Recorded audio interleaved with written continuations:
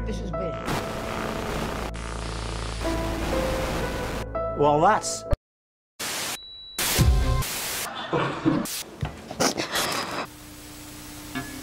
That's all coming up on tonight's National Nightly News.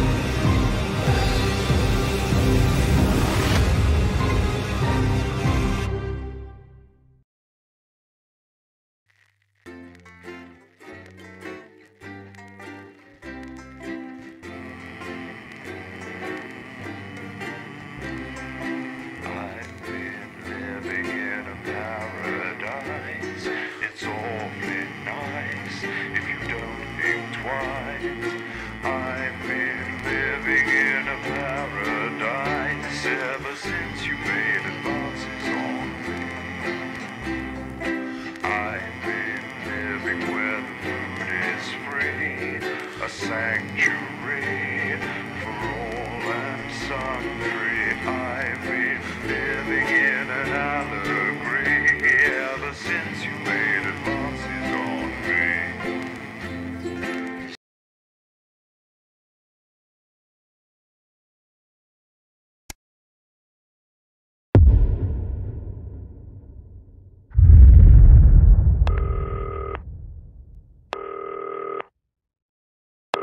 Hi, David, I have a call for you. I'm just putting it through. All right, mate. Dave here. Listen, I know you've only come in to clean up the place, but I've got a bit caught up, so you're going to have to run the news tonight. Now, don't worry. It's not hard, and I'm going to stay on the phone and help you. First, I'm going to give you a quick tour of the broadcast room, so if you're not doing it already, look forwards towards all those screens. Right, look up at the top. That coloured bar is your audience. You want to keep the viewers going up and not down. Underneath that, you've got the screens. The one on the right is the broadcast screen. That's what the viewers are seeing at home. It's only a couple of seconds behind the master screen there in the middle. That's the one you control. Now, the four small screens on the left show the different signals coming from the studio, and you can choose between them using the numbered buttons on the vision mixer at the bottom left. Don't worry, I'll talk you through it and you'll pick it up in no time. Now, have a look to your left. These plugs control everything in the studio. I've left them set up for you, so provided you haven't fiddled with them, all you have to do now is throw the master trip switch and we're in business. Once you've got the power on, face the front again. You can see on the broadcast screen that we're in the end titles for the show before us. Fortunately, they go on for fucking ages, so there's plenty of time for me to explain. Oh, right, okay, they're over, so we haven't got long now till the broadcast. Right, quickly, mate, look down under the desk. You can see a load of videotapes on the left. They're your adverts. Pick any three and load them into the machines on the right. When you've done that, look up to the front again. Right, the tapes are loaded and we're all ready for when we get to the first ad break. That's great. Any second now, you should be getting a signal through from the studio. Stay on your toes, mate. It's election night, so all eyes are on this room. We do not want to get fired. At 9 p.m, sit back and relax with multiple award-winning movie, The Freedom. When you get the signal, select screen 1 with the vision mixer and we're ready to go. Prawn and mayonnaise? You know, seafood makes me go out in pustules. Yeah, I thought it might increase our viewing figures. Every day. You offer me prawns every day. 10 seconds, everybody. That's how I show love. You're trying to kill me. And yet you persist, going in 5, 4. For now, it's time to join Jeremy Donaldson. Good evening. I'm Jeremy Donaldson. Our main stories tonight. Okay, we're all good. Next thing is going to be to throw the news titles on screen 2. There'll be a countdown, but I'll count you in as well. Just relax, mate. It's all gravy. Buys Honest Andy's Totally Independent and corners the flowered market. Top chat. Sports fans everywhere celebrate as popular footballer Johnny Hamsleeves wins Sports Personality of the Year. And a spoonful of sugar. Meghan will be chatting with movie star Lawrence Blunderclatch about his new movie, The Medicated. And, of course, we'll be going live to Advance Headquarters to hear what the leaders of this fledgling party have to say on their historic victory. Right. Button 2, in 3, 2, 1. Lovely, mate. Next thing is to throw back to Jeremy with button 1 when that globe in the middle shrinks down and vanishes.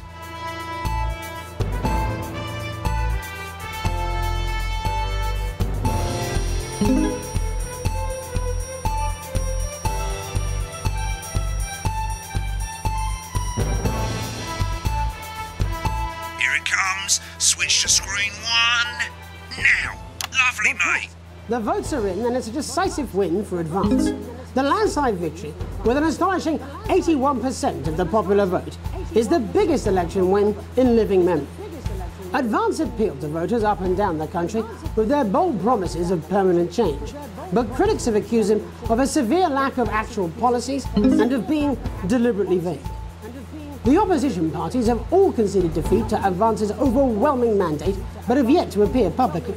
However, former Home Secretary... Right, it's going well. All you've got to do now is play the advert at the end of the segment. Make sure you don't play it too early or we'll all get fired. Now the clock at the top is counting you down to the advert. When it reaches 0, press one of the 3 play ad buttons over there at the bottom right. I normally play the first one at the first break and so on, but you can play them in any order you want. I'll count you into it as well, but keep your eye on the clock. To hear the co-leader's acceptance speech. And 3, 2, 1, advert. 1 minute back, everybody. Jeremy, I need you to fill after the ads. What? Celebrate the classic age of salad with this exquisite limited edition collection. My Salad Weekly. Sign up now, and every week we'll send you an authentic, ethically sourced ingredient to add to your salad. Build your collection week by week, and very soon... Wicked. We've made it to the first ad break. You're doing great, mate. But this is where it starts getting a bit trickier. This next sequence is what we call a multicam sequence, because you're going to be cutting between multiple cameras to keep things interesting. A lot of it's down to personal taste, but here's 3 good rules of thumb. 1. Try and keep the shot on whoever is doing the talking. 2. Don't stay on the same shot for too long, 10 seconds at the most. So if you're on the person who's talking, try and throw in the odd reaction shot or pull out to the wide shot for a bit just to keep it interesting. 3. Don't stay on reaction shots for too long. A couple of seconds is usually enough. Then the audience want to see who's doing the talking, yeah? Stick to these rules and you'll be fine. It's not as complicated as it sounds. You've seen programmes on television, haven't you? Make it look like those. Might as well get screen 1 selected now. No need to wait for the broadcast to start. Try and stay ahead, mate. Quiet in the studio. Your crunchy cubes. Thank you so much. 10 seconds, everybody. This exclusive offer is available for a limited time. Going in 5, 4, 3. Welcome back to the National Nightly News. Later we'll be hearing from shock election winners Advance. But first, get ready to go to Megan on screen 4. Is here with a star of both stage and screen. Megan? Thank you, Jeremy. Megan Wolfe, culture correspondent. And today I have a guest who starred in everything from Shakespeare Right, to the go to Blunderclatch on screen 3 when she says his name. by none other than Lawrence Blunderclatch. Thank you so much for coming on. Oh, my dear. I do hope you believe me when I tell you that being with you here today is among... Switch to 2 for the wide now. May I say, having you here with us is among ours. Right, now just try and stay on whoever's talking. Latest movie, which is called The Medicated. The Medicated, yes. Wow, what was that like? Well, as I said to Peter at the Wrap, that's Peter Jensen, the director. Give us a look at Megan's reaction. Wonderful chap. Lovely. Now back to Thunder Twat. Worked with him on several movies, all terribly successful. I said to Peter, what a wild ride this has been. And you know what, Megan? I really meant that. Wow, that is fantastic. And am I right in saying that the character you play in this movie is quite an academic one? Absolutely right. A scientist. Was that a challenge at all? What exactly are you implying? But seriously, yes, you're right. It was a complete departure from my last starring role when I played Sergeant Brock Rockman in Bullet Man. You'll remember that that was the true story of one soldier's fight for a love that surpasses all others. A love, of course, for freedom. I think it's grossed over $1 billion, but obviously who's counting? It's a role that saw you scoop 2 Best Actor awards, if I remember correctly. It's so sweet of you to mention it, but I really am not in it for the awards, although those 3 little statues do take pride of place on my mantelpiece. With all the others, I'm sure. So, if you're not doing it for the awards, what is it then that drives you? Oh, that is a beautiful question, Megan, and not easy to answer. Like you, I'm afraid. Cut me, and I will bleed. And often, that's how it feels, doesn't it? Doesn't it? Bleeding, giving, suffering for one's audience.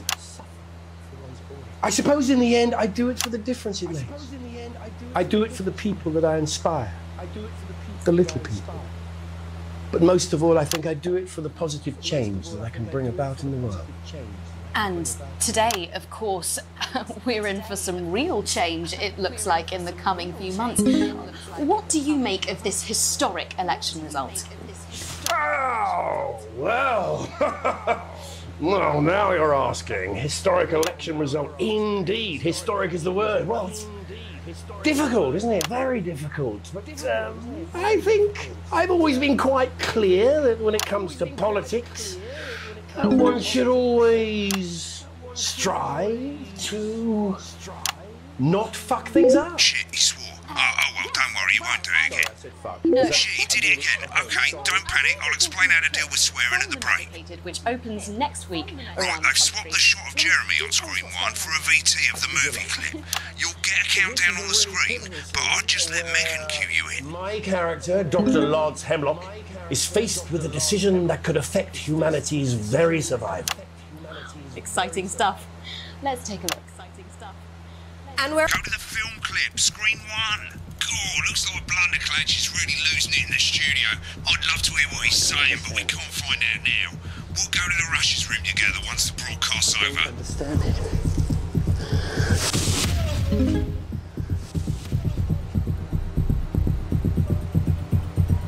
It's not your fault. You think I don't know that?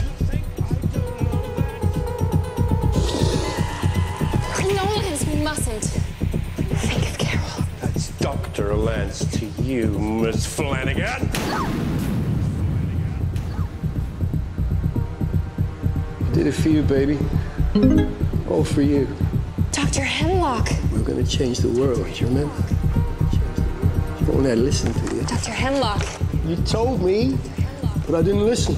Doctor. I'm drowning, Lance, you said. You need to see this. No, it's all too late. Look at this!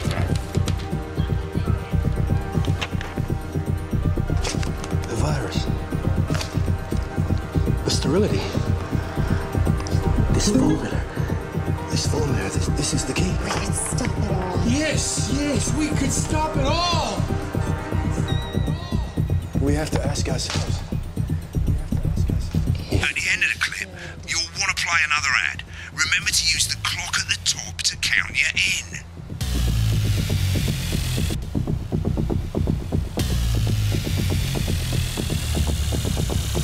Right, I guess I better explain how to deal with bleeping out swear words. As you've probably noticed, the broadcast screen, here, is about 2 seconds behind the master screen, here. When someone says a naughty word, the bleep button lights up, like this. 2 seconds later, you'll hear that swear word going out on the broadcast, and you need to hold down the bleep button or the spacebar on your keyboard for as long as the swear word lasts.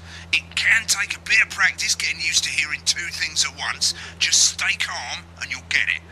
And if you can't tell when to bleep, just above the button, you'll literally be able to see the sound scrolling by. All you gotta do is hold it down while the red bit is over the red line. Simple. Of course, if you do it by eye, you'll have to take your eye off the screens. That's why real professionals do it by ear. Most people like to have the volume of the broadcast screen a little bit below the master screen. Let's set it now. As you turn it up, you'll hear the advert getting louder. Good. You're set to start censoring. Like I say, it takes a little practice, but I'll try and help you through it, and soon we'll have you bleeping like a pro. Remember, button lights up, count 1, 2 and hold it down.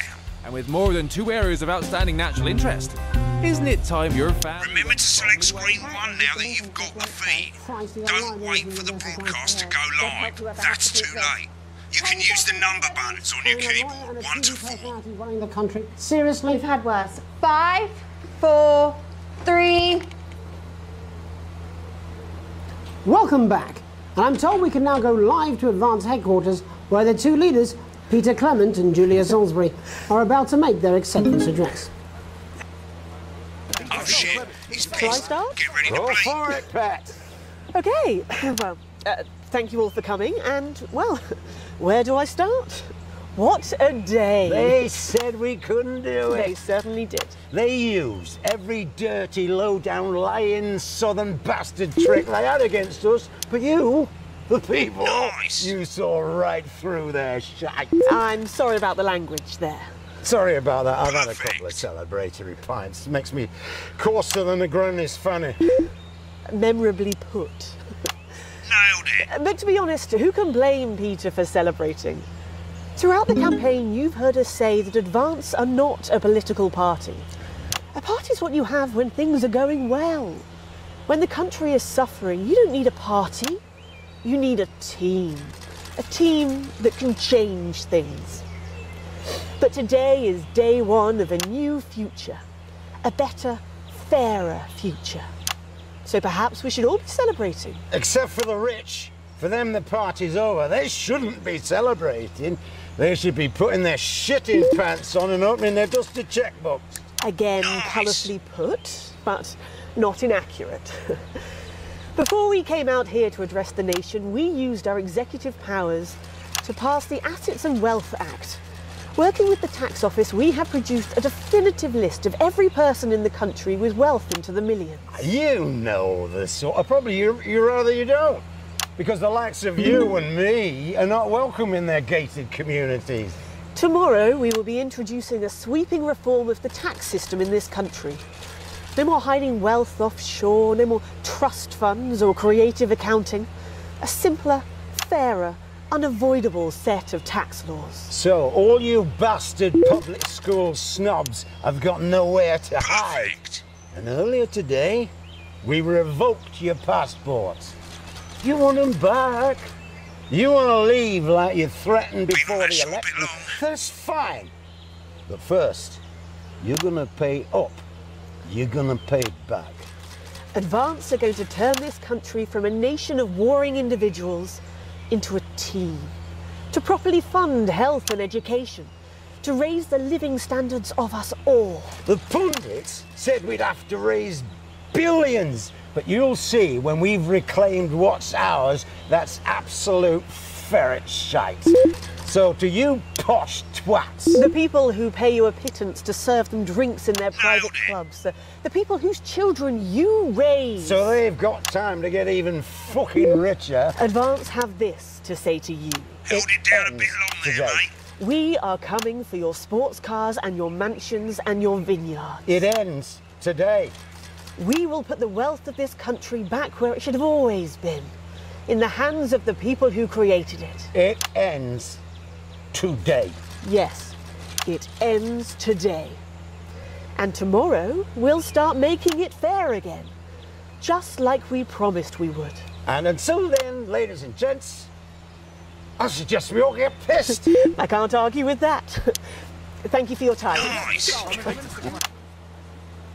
Well, an interesting acceptance speech there from the leaders of Advance, and our apologies for the fruity language. Hopefully we got that bleeped out for you in time. If not, someone's going to be in trouble. So, as the country braces itself for new government, that's all from us this evening at the National Nightly News. We'll be back tomorrow with full coverage of the first day under Advance. I'm Jeremy Donaldson. Have a peaceful night. Right, looks like you've got it now. Thanks for all the help, mate. I've got to go. Ferry's about to leave. Probably won't be coming back. Job's yours, mate. Good luck. I'm not fat, but you are. Don't worry, ladies. Now you can have me, Johnny Hamsey, right there in your lounge. Johnny! Match day, happy day. Me and the lads are playing away. I'll take you through a proper match day workout with my two cracking assistants. Who knows, within a few weeks, you could be as fit as them. What a day, in the coach cruising down the motorway. Match day, Saturday, finished with the handshakes and we're ready to play. Did you know that fat people are less likely to laugh, marry or live past the age of 26? These potentially true statistics are all terrifying reasons why you need to pop a bit of Johnny in your VHS slot. Getting me a penalty in the goal, you gotta get it in the goal. Kick the... Every exercise is recommended by sports professionals and is 72% likely to get rid of those tricky tummies and cruel cellulite. Match time, halfway line, waiting for the whistle, so Get match fit! With Johnny Hamsleys. When the programme's finished, you'll get a broadcast report. It's 3 pages. This first page shows you how well the broadcast went. Each sequence and an overall grade. Remember, grades mean bonuses and they keep the boss happy. If you want to know more about how it went, select more info. If not, select continue to move to the next page. Right, this is the important page. It tells you how much you're going to get paid and how much wealth you have overall. That bollocks at the bottom shows you the financial state of our main advertisers. But you don't own any fucking shares, you're a cleaner for God's sake, so why would you care? This is the last page and it tells you the state of the world, tells you how well the government's doing, and down the bottom there, this one's important, tells you what Channel 1 currently thinks of you. In other words, what the boss thinks. Alright mate, welcome to the archive. This is where you can have a quick look back at what you've done and how it looked to the public. There's 3 sections: broadcast, rushes and adverts. Let's start with broadcast. Click on it now. Over on the left, that's all the broadcasts that you've done. Click on any one of them and hit load tape. Once it's finished loading, you can use the rewind and the fast forward at the bottom there to help you get to the bit you want to see.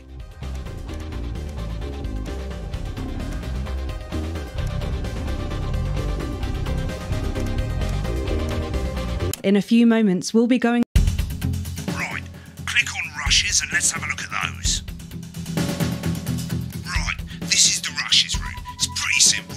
The 4 screens you can see, they're going to show you the 4 signals you got from the studio during the actual broadcast. Difference is you can mute any combination of them so you can have a listen to the stuff you weren't allowed to show. Select the broadcast and give it a go, and when you're done listening to the backstage secrets, hit back.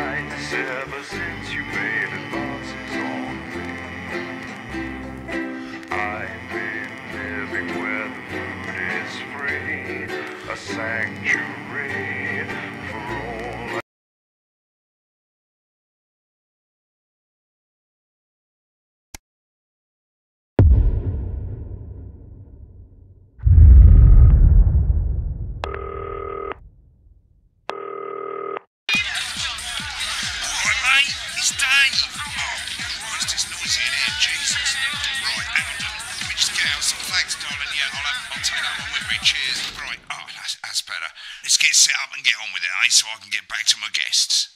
First of all, let's get the power on. You need to get at least the bottom 4 plugs on. Right, let's load up the adverts. You might want to have a bit of a think about it. Your decisions have consequences, don't they?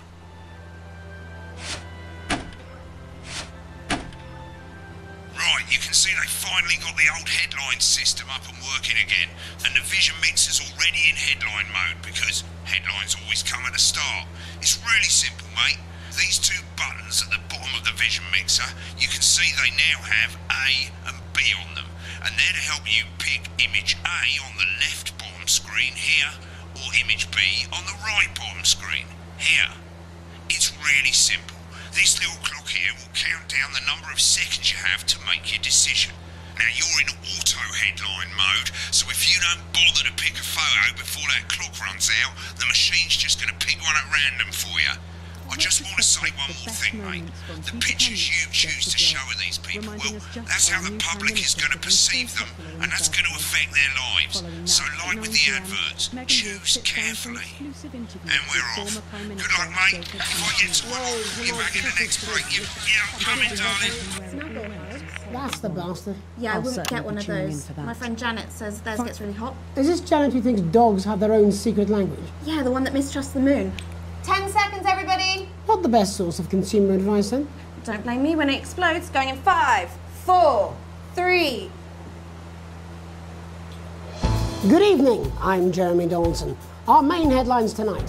Destination unknown. At the end of Advance's first full week in office, we ask exactly who's leading this charge. Tonight, I'll be discussing what the new future might hold with a leading economist and radical free thinker. With the country's wealth creators in a state of panic and unfavourable rumblings already heard from overseas, I'll be asking my guests whether Advance can deliver on even a fraction of their manifesto promises. Out with the old, Remington's Fist have appointed Sophia Remington as their new CEO. The following photo, taken from our archive, gives us a sense of this influential young firebrand who, at the tender age of 23, becomes the youngest female CEO in history. Sophia Remington's appointment is a risk for the giant mega corporation. Sophia, as our regular viewers will be aware, has always been a wild child and has been romantically linked to several movie stars and sports personalities. In her first press conference this afternoon, Sophia announced a children's toy named Mr. Snugglehugs. Sophia promises it'll be all the rage this Christmas, but concerns have been raised about the product's safety. Making a splash, intrepid scientist Dr. David Wong and marine biologist Ingrid Swarsborg-Horgensford have today set off to explore Dante's taint. The recently discovered cave system was previously thought unreachable, but thanks to a new breakthrough in underwater flood technology, the pair hope to successfully reach the imposing central cavern and the undiscovered plant species it contains. This is, of course, only the latest in a series of successful expeditions for this unlikely pairing. In a joint statement about the dangers their team might face, the pair stated, "We will face the plentiful challenges together like we always have." Playing the field, rumours abound as sporting legend Johnny Hamsleeves is snapped leaving Bush, one of the capital's hottest clubs. The footballer was caught while out celebrating being named Sports Personality of the Year last week, as reported by this very programme. And judging from the angle and velocity of that spray, it looks like Johnny may have been celebrating a little bit too much. I certainly wouldn't want to be his dry cleaner. And Grievous bodily charm. With Advance promising a radical new position on crime, how afraid should we actually be? I'll be going live around the country to talk with people who've seen the criminal justice system from every perspective. With more and more people saying they're scared to walk the streets alone at night, could this be exactly the right time for Advance's new approach? All that and mega move with a group of young actors already experiencing the positive side of the new Assets and Wealth Act firsthand. They'll be talking and performing later. That's all coming up on tonight's National Nightly News.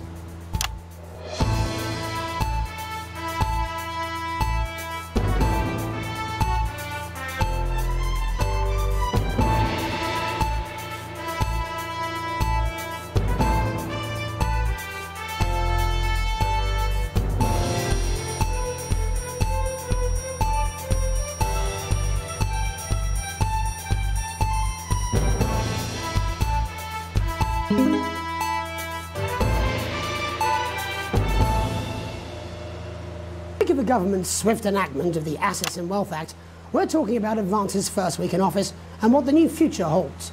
Joining me are Katie Brightman, a leading economist, and Alan James, author of Alan James is Right, The Free Man's Guide to Waking Up.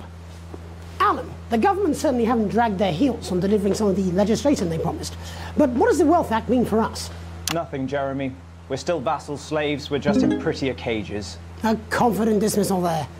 Katie Brightman, do you agree? I'm afraid I don't, no. I think that Advance have realised that the current economic system of unlimited, unending growth is untenable, so they're changing things up. There I agree with you. They're moving to the next steps in the grand plan. Grand plan, Alan? It's all in my book. Alan James is Right, Jeremy. We're to become the great herd, ignorant, sterile and short-lived. That's what they want. Or perhaps Advance have just realised that if we carry on the way we are, we will destroy ourselves and this planet in a mad orgy of consumption, if you'll excuse the colourful metaphor. Yes, orgy is the right word. Only it'll be the overlords having an orgy on our poor broken backs. It's all in my book. Alan James is... Shamelessly self-promoting? Katie, how do you think the rest of the world will respond to this new approach? I think they're watching carefully. Advance are the most disruptive threat that the world powers have faced since the last Great War. Yes, Katie's right. War is inevitable. Thank you, but that isn't what And this will not be a war like we've ever seen before. We're talking millions of deaths. We're talking high-tech weapons that can level entire cities. We're talking... Out of the wrong orifices? Mock me all you like, Jeremy, but when they murder your parents and they poison your food and they take you away to their camps for hypno-brainwashing, we'll be laughing then. That might be a great way to sell books, Alan, but you know full well that isn't going to happen in a democracy. Democracy is dead. Yes, Advance are radical, and change is always frightening, but the truth is that the Wealth and Assets Act has made more than 90% of the population wealthier and is on target to produce a permanent end to poverty. Bollocks! What this young lady doesn't understand, Jeremy, is that these are the same people. Maybe they've rebranded, but it's all a little circus act to keep us from seeing the tyrant behind the curtain. That's where you're wrong, Alan. For a start, they've mobilised the youth vote like we've never seen before. You say mobilise, I call it grooming. The grooming of an entire generation to walk happily into eternal bondage. They're like psychic paedophiles. But based on the facts, Katie, what are your predictions? The Assets and Wealth Act is only the first step. Advance now have a historic budgetary surplus, and as well as properly funding our public services, they're already funneling unprecedented amounts into scientific research and the arts. Or, as I call them in my book, Frankenscience and opiates. Like opiates, see? Can we get back to the issue at hand, please, Alan? This is the issue. It's all coming from the water, the chemicals. They're pumping it full of belief juice. Don't get me wrong. I want to see these changes, but only if they're sustainable. If Advance lose their power after spending half of our GDP on dismantling infrastructure, that could be catastrophic. The catastrophe is that they're succeeding. They've got us sat here talking about their puppet show. All right, we're running out of time. Quickly, Alan, what does the future look like to you? A bleak space where we've all been figuratively sodomized into submission. No, of course. Katie? We might be on the eve of a brave new world. God knows we need some change, but we need to be cautious. Let's walk forwards with our eyes open. Two very different visions of the future there. Alan James, Katie Brightman, thank you for joining me. When we come back, I'll be investigating law and order before Megan meets some beneficiaries of the Assets and Wealth Act. That's all coming up tonight on the National Nightly News. 1 minute back. You know, I think they might do some good. I hope so too, Jeremy. How much are you being paid by them then? Shut the fuck up, Alan. I've never heard so much. Advanced Go-Getters initiative will ensure that every young person enjoys the abundance of benefits that only a true community can provide, while keeping us informed. Right, mate, Christ, I'm absolutely fucking fine, I tell you. How's it going, actually? Fucking, I don't care, I hate the fucking news. Oh, bloody hell, I love this tune, though. All right, mate, see you later, bye. You can be sure that your children will be well equipped in the march towards progress. She's good. You know she is. I've said a bit of word in, that's all I can do. 10 seconds, everybody. Is little JD scared of the big bad culture with water? If that sticks, I'll destroy you. 5, 4, 3. Welcome back. In our second segment, we're going to be taking a deep dive into the state of law and order in our country. Advance have already tasked what they are calling a solutions team to move this serious social problem to the top of the list. Tonight, we go behind the headlines to meet the people who live with the criminal justice system every day of their lives. First up, we have Gregory Judge, a lawyer who sees the problems close up on the front line. Can you hear me, Gregory? Yes, I've got you, Jeremy. Thanks for having me. What's it like on the front line of the hard face of the cold hand of justice? Well, as you can imagine, Jeremy, we are massively understaffed in this country. We're working every hour we can just to try and cope with the caseloads on our desks. Which must affect the quality of support you can offer. Well, we can barely keep up with demand, Jeremy. There just simply isn't enough being done at a systemic level to relieve the problem. Greg? We need more support from ministers. What are you doing? We need change at a structural level, Jeremy. I'm leaving, Greg. Not a good time, darling. It never is it? I'll be at my mother's. Just hang on. The problem isn't a local one, Jeremy. It's nationwide. Just give me 5 minutes. I'm talking to Jeremy Donaldson. Oh, have you mentioned your affairs? No. Well, the affairs of the Justice Department that we should be concerned about. Hello, Mr. Donaldson. Hello, Mrs. Judge. We need legislation to relieve the pressure on our public Sorry servants. to interrupt the news, Mr. Donaldson. Can I have a moment to tell my husband I'm leaving him? Yes, I totally understand. Quite the picture of a burdened legal sector there. Gregory Judge, thank you for joining us.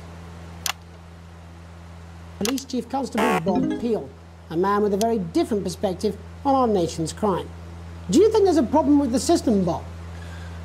I'm not her. I'm sure we all long for a return to the days when you could safely walk the streets of your community at night, looking in through windows and generally enjoying your neighbours without the risk of being terrorised by some thug with a knife. Or kosh. So you feel the streets simply aren't safe anymore? Where have we gone wrong, Bob? Well, that's not a simple question, Jeremy, but I think it all comes down to moral decay. We've diluted our culture and lost touch with what it means to be a citizen of this once great country. Also, as the vicar noted in Sunday's sermon, we probably shouldn't have banned hanging. And to what do you attribute this moral decay? Foreigners, gays and gypsies mainly. It's all in the Bible. Look, Leviticus clearly states that... Oh, bugger, hang on a moment. Jeremy, a bloody gimp's escaped. Delia, could you give me a little help, please, dear? As I was saying, Jesus didn't like immigrants much, did he? And just to be clear, you think it's the immigrants who are responsible for the moral decay? Absolutely, Jeremy.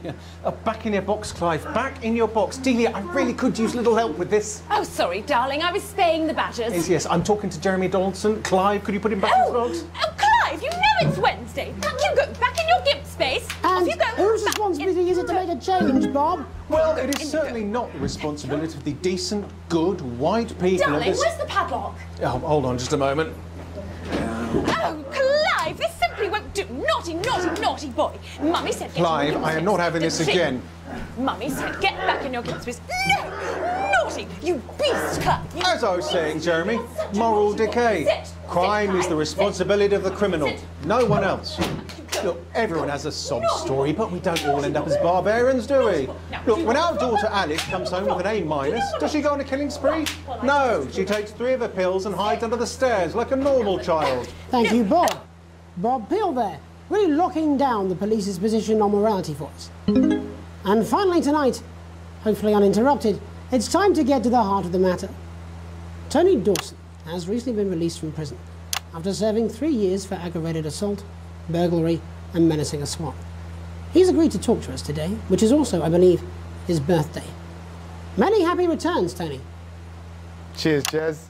Call me Titwank Tony. Everybody else does. No, I'm not going to be doing that. Can you tell us what it's like in prison, Tony? Titwank Tony. Way! Prison's a mixed bag. Structure's quite nice, but it's a constant battle against institutionalisation, as you can imagine. And obviously, titwanks are quite hard to come by. I'm picking up that you're not alone there, Tony. Titwank Tony. Way! Yeah, sorry, my friends are throwing me a surprise party. Good bunch of lads. OK, well, we're trying to let you get back to that party as soon as possible. First, let me ask you this. Do you feel that your time spent in prison helped to rehabilitate you in any way, Tony? Titwank Tony. Way! I don't think it's as easy as that, Jez. Sopen! I think asking that is an oversimplification. It sounds like it's getting quite busy there, Tony, but let's try and soldier on. Since leaving custody, have you been able to find a new job? Yeah, all the boys are here. Big Chris, Oi, oi. Little Chris, Oi, oi. and Vampire Chris. This one's, yeah? Yep. One sec, love. Titwank Tony's on the news. Rehabilitation's difficult with the current system, Jez. Just not set up for it, you know? It's inherently unjust. Open! So, do you feel tempted to... I'm sorry, who's this now? Open! You are joking. Chrissy Free Bollocks has only got Mr. Fancy, oh. Not now, fellas, I'm on the news. It seems like we've caught you at a bad time. For the little boy. Oh, I can't really hear you, mate. It's getting a bit busy here. Jesus. Yes, we seem to be losing the signal here, Tony. Fucking way, let's believe that! Well, we're just trying to get that signal back. I think we... Yes, Tony? Tony, I mean, we're literally away for 2 seconds. How has this happened, Tony? Can you hear me? Well, we seem to have lost our train of thought there a little. Hopefully you, the viewer at home, have managed to glean a broader understanding of the serious and complex issues around law and order.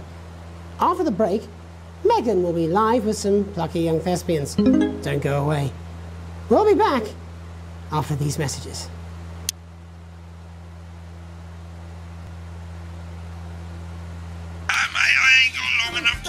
It's been a great night. In this next section there's a bit of music. If you edit in time with the music, you can see the result on the Vision Mixer and the public will love that. Don't worry if you don't know, you won't get punished for it or nothing. Just try and stay in the groove.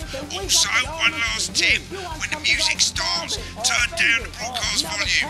Right, enjoy the music bit. God, I love music. God, I'm so pissed. I think I might go a bit. Christmas elephant, we've got all the seasonal animals. Crazy news, crazy deals. This is a clear out of the storage locker. 10 seconds, everybody. We're going to open on Megan. Camera 2. Going in 5, 4, 3. Welcome's Black. I'm Megan Wolfe, and on tonight's Culture Spot, I'll be chatting with one of the first beneficiaries of the Assets and Wealth Act, a team of inspiring young people from Scritchford Sixth Form College who today received a grant from Advance to take their play, Hey, Friendship, on a tour of local secondary schools. Welcome to you all. Well, let's start with you two, Harriet and Charlotte Winstanley-Hamilton. Girls, you must be thrilled. We are, Megan. We're overwhelmed, to be honest. And I believe you two are sisters, is that right? Yes, Charlotte's my oldest. I'm the older, more popular one. Only joking. Harriet and Trey were really the ones who came up with the whole idea. So, Harry and I were shooting the breeze in the cafeteria, and I said, hey, let's actually do something. So I went to look for a drama teacher. But she'd been laid off due to budget cuts. Fortunately, I directed a pantomime when I was at university, so I knew the ropes, as it were. Oh, right, yes, but you're the maths teacher, aren't you? Yes, that's me, Jeff Algebra, maths teacher. Maths is really important. Oh, thanks, Steve. Maths is really important. Yeah, thanks, Steve. As is theatre. It's one of the oldest art forms in history, Aristotle. I just think that when we travel around all these problem schools and the poor kids see us, they say, hey, I really want to be like those attractive kids. And that's a very beautiful and powerful thing. We touch our audiences and they touch us right back. I suppose with a surname like Algebra, there was really only one choice of career for me. My wife, Angela, and I, we often laugh about it. Angela Algebra. Yes. We just want to bring a bit of song and joy into people's lives. And teach people about the difficult issues. The issues in the play are what really matter. And I think you're going to be showing us an extract from this play, aren't you? Yeah. That's right. To put into context, I play a young first year who's having some troubles at school. Her character doesn't actually have a name, yeah, because in a way she's like all of us. It's like a metaphor. Maybe she's you at home, or like, maybe she's you, Megan. Maths is really important. Yeah, thanks, Steve. Put it in, Coach. Yes, thanks, Steve. Right, well, I'm going to have a little chat with your teacher while you run off and get ready. I can't wait to see it. That's it, that way. So, Jeff, when did you first hear about the grants? 2 days ago. A letter from Advance arrived at the school. Now, the headmaster thought it was all a prank, but his secretary retrieved it from his bin and brought it to me. Wow, how did you react? I also threw it in the bin. But then Harriet and Trey rescued it, and they rang the number at the bottom of the page, and next thing you know, we're on tour. Wow. Well, I think we can all guess which way you'll be voting from now on. Do you know what? It's funny, because Angela and I don't usually vote. We're not very political. I'm a mathematician, of course, and she's a paraplegic, mainly, but we did used to watch that Peter Clements DIY show back in the day, and so we thought, why not? Let's have a go at this whole democracy thing. Okay. And here we bally well are. Good stuff. Fucking brilliant! So, let's have a look at a short section of Hey, Friendship.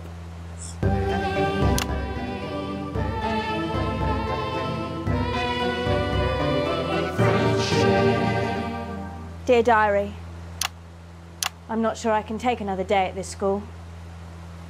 Another day of tears. Tears. Another day of fears. But still I walk the corridors alone.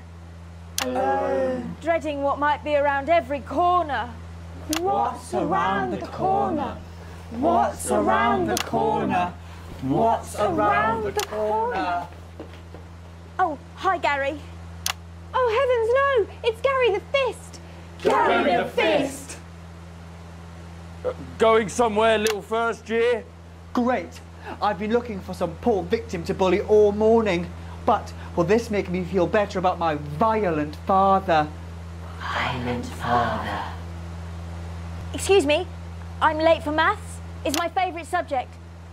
And so important. Maths is for losers.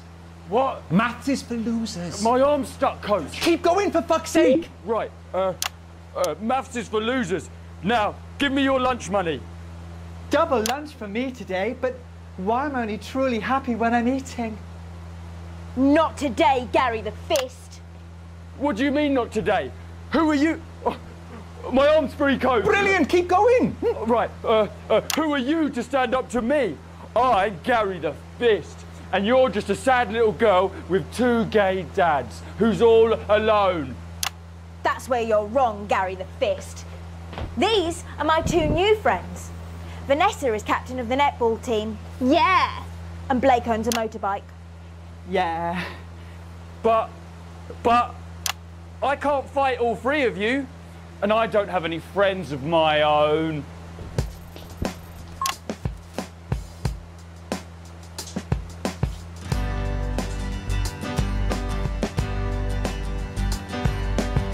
Take a look at me. Take a little look at my face. I could be you, she could be you, and you could be me, or you could be me. Life can be peachy keen if you work as a team. It's my choice to be mean. So stop now, make a different choice. Listen to that inner voice. Hey, listen up, I won't take no crap. Who said middle class girls can't rap? I ain't afraid of your cruel lads. I'm a mother-loving rebel, but I still love maths.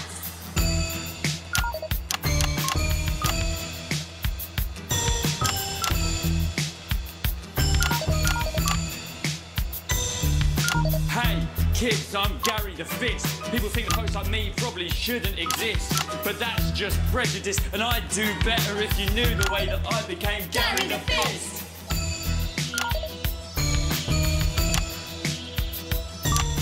I grew up on a council estate. The park was hip, but the flats weren't great. My dad used to come home drunk and late, and he'd hit my mum for dinner, he had to wait. Oh, where's my dinner? It's not ready. Where's my dinner, woman? Go.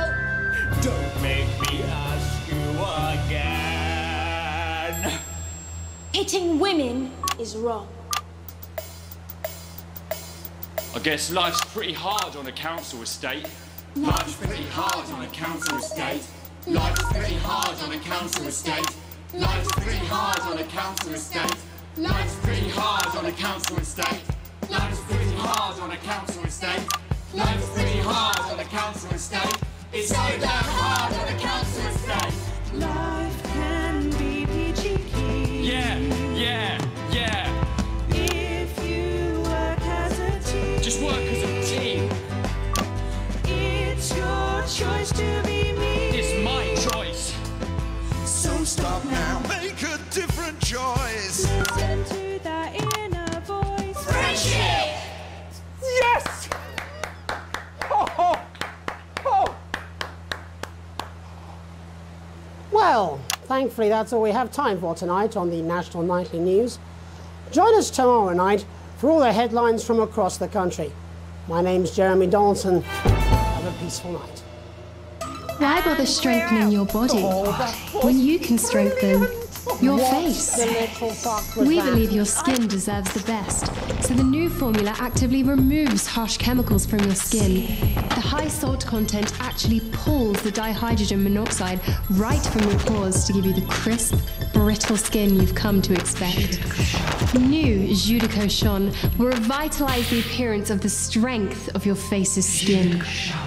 41% of women we surveyed said they loved their visible flakes, and 7 out of 10 dentists would recommend it.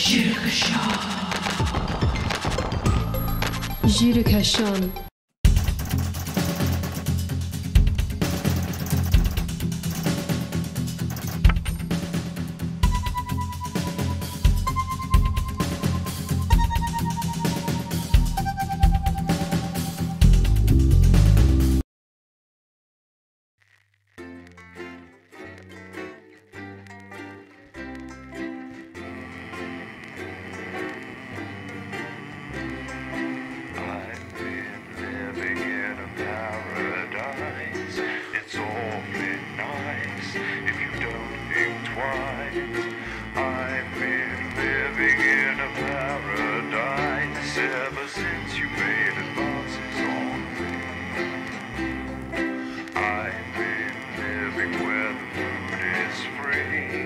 Sanctuary for all and sundry. I've been living in an allegory ever since you made advances on me. Since the day you came along, we've walked on hand in hand, and as we've grown together, I've come to understand that you act for the best in me and shower me with charm. But your grip has slowly tightened, and I should be more alarmed. But baby, I've been living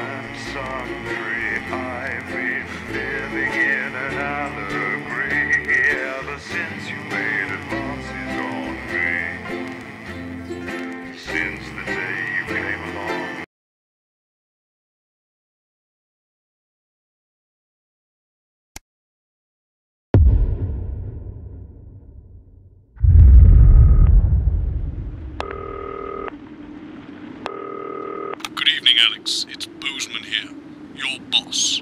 While you're powering up and getting the adverts loaded, I thought I should just tell you that we've had one of those public information films from the government, and it's mandatory that you play it. You still have a free choice for the other two, so read those tape labels carefully, but make sure you play the advance advert, preferably at the second break. Right, that's the lot. Have a great show. Total pimp. My God, that weather looks nasty.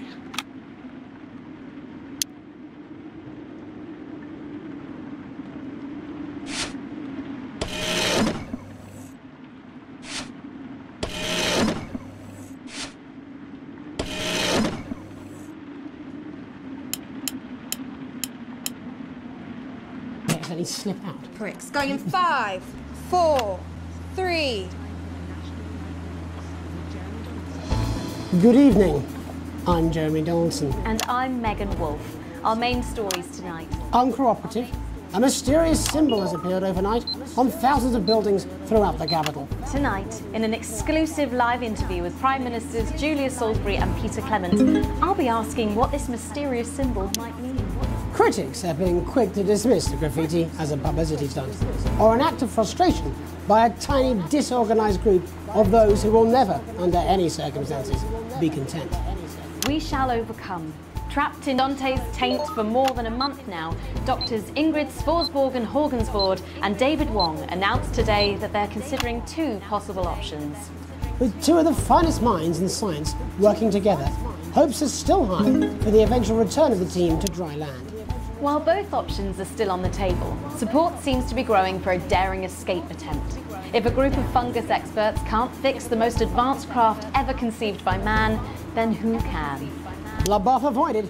As the last of the Snugglehogs is found and destroyed, we ask, how could we have been so blind? Fortunately, this station wisely chose not to advertise Mr. Snugglehugs, and the subsequent disappointing sales turned out to be a miracle, as only 7 children were horribly injured by the lethal toy.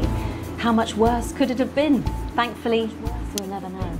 Julia Salisbury, who mobilised numerous government resources to recall the product immediately after the first blindings, said today that the new advance mark, which must be earned by all new products, would be a 100% ironclad guarantee of safety and quality.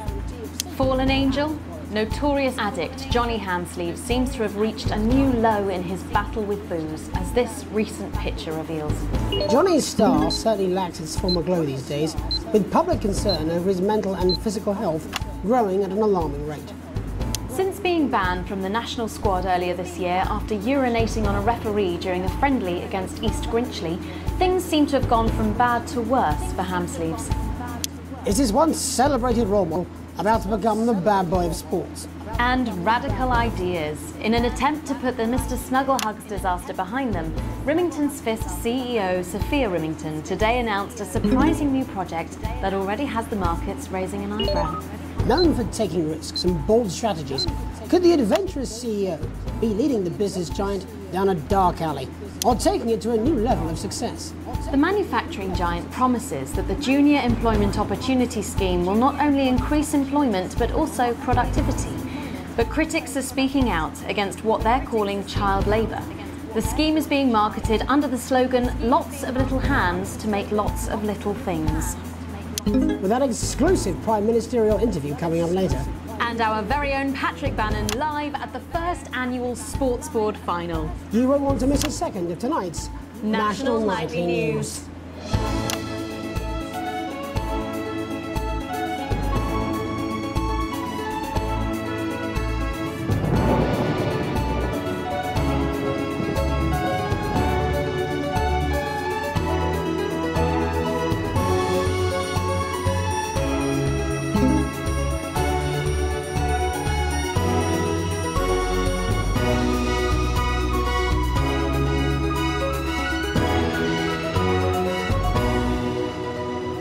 But first tonight, while Advance is certainly proving popular with the majority of the country, who've seen their wealth and standards of living increase considerably, for some, the transition has not been as pleasant. That's right, Megan. The formerly aristocratic members of our society have had to make major adjustments to come to terms with the new regime. Robin Short is in suburbia investigating rumours that these previously privileged people may be planning some kind of protest. Robin? Thanks, Megan. I'm here in Moderate Hatchings to talk to Wentworth and Penelope Somerset Bentley, who were relocated to the house you see behind me after Advance passed the Assets and Wealth Act on their first day in office. Tell me, how are you settling into your new lives? Well, quite frankly, Robin, we're not settling in at all. Our neighbours are whitewatters. It's simply untenable. I hope you'll forgive my language, but it's as steaming as a Wednesday hatch basket with too much spatting. Steady now, Penelope. Sorry, Robin, my sister's under a lot of pressure. She had to dress herself this morning and she still hasn't quite recovered, Robin. My goodness, that must have been quite a shock. She really struggles with ribbons, Robin. Well, at least you've been rehoused in a nice big house. Big house? This grubby little gaddis spatch only has one staircase. And the breakfast room and the dining room in the same bloody place. Imagine that, having all one's grub in one room. One room, Robin. So what would you say to the people that feel that your family has had it far too easy for far too long, and that these redistributions are both fair and just? I hardly think we've had it easy for fussle's sake. Only one of our swimming pools was even heated. But realistically, what can you do? Well, you've asked the right bloody question, Robin. Thank you, Wentworth. I wasn't the youngest ever editor of the Swinstead Middle School Inquirer for no reason. I think our toilet butler was from Swinstead. Dear George. Oh, I wonder what happened to him. Yes, I remember. Daddy tried to shoot him in the buttocks and he ran off into the woods. Oh, good times. Oh, that's probably my last happy memory, Robin.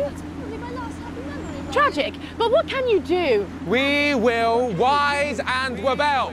We wage war on our revolting rulers with righteous words and rebellious writings. Our best guess in our quest for redress is to divest our breasts in an undressed bare chest protest. Oh, what's that? Daddy! Daddy, it's Daddy! starting! Please don't do that. We can't show this on the news. Right, you buggers! Cheerio! Tilly! Off too. Well, at least you are showing some shame.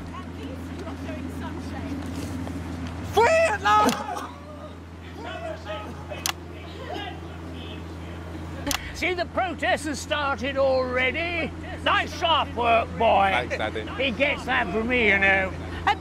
And forgive me, what are you trying to achieve here? We just want to be fudding well heard, that's all. Oh, language, Penelope. We are nude, not rude. Sorry, Daddy. We want the world to realise we won't roll over and run away. We will revolt. We will rise again. Yes, we bloody well will. Stuff and piff pop. Are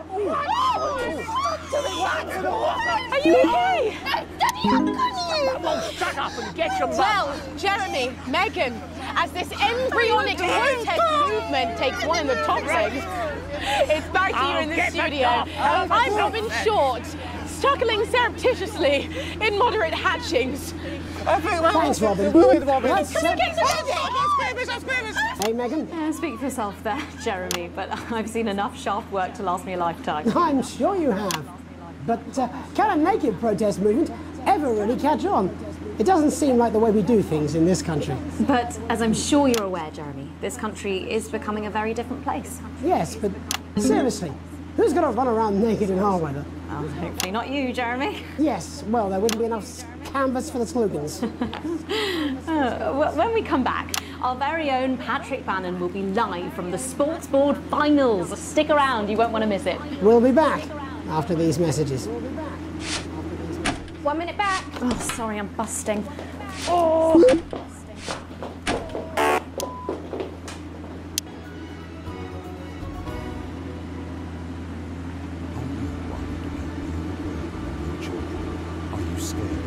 Painful decline in your final years, of being trapped in your own body as it slowly wastes away, or losing your grip on reality.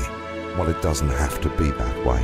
Alex, Bozeman, we're getting reports in that naked protesters might try and spoil the sports board final by waving their fleshy bits about. Try and make sure you don't broadcast it. It's 6 p.m. for God's sake. No one wants to see fannies on the news. Bozeman out. Past kitchens, or collect your thoughts in our beautiful gardens.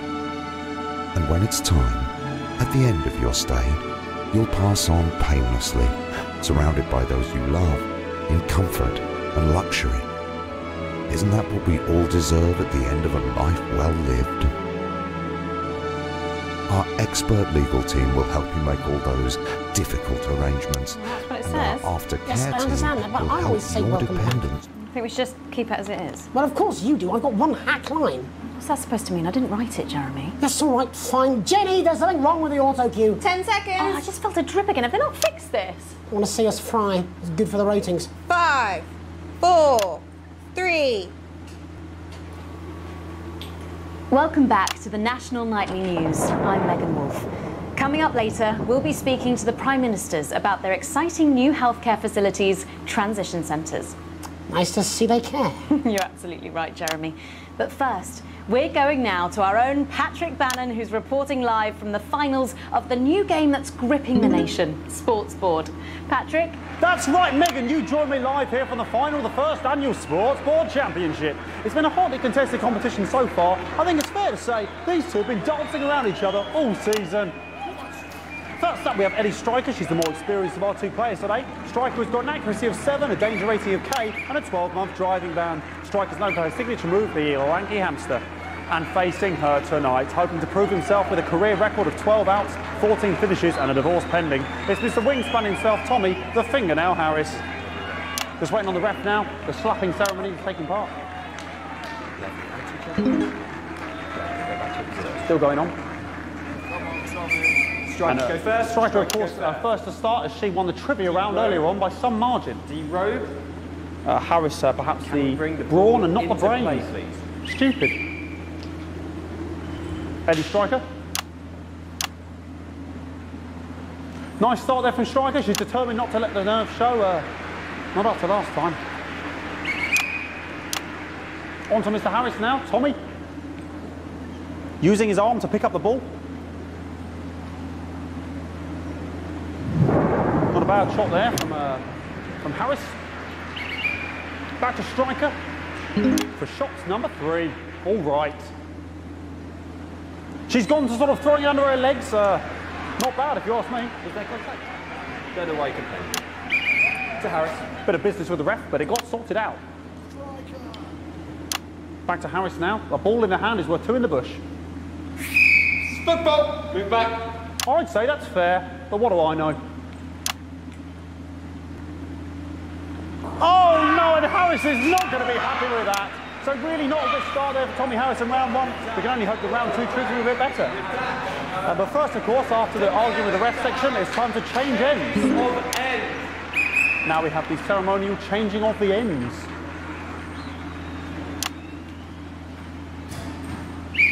And of course, now they go back to the starting positions, as that makes sense. Striker giving it large. Second round. Harris. Winter round 2 now with Harris. Okay, we seem to have some sort of streak on the pitch. I apologise if we broadcast any of that stuff. She appears to have slogans across her breasts and arse.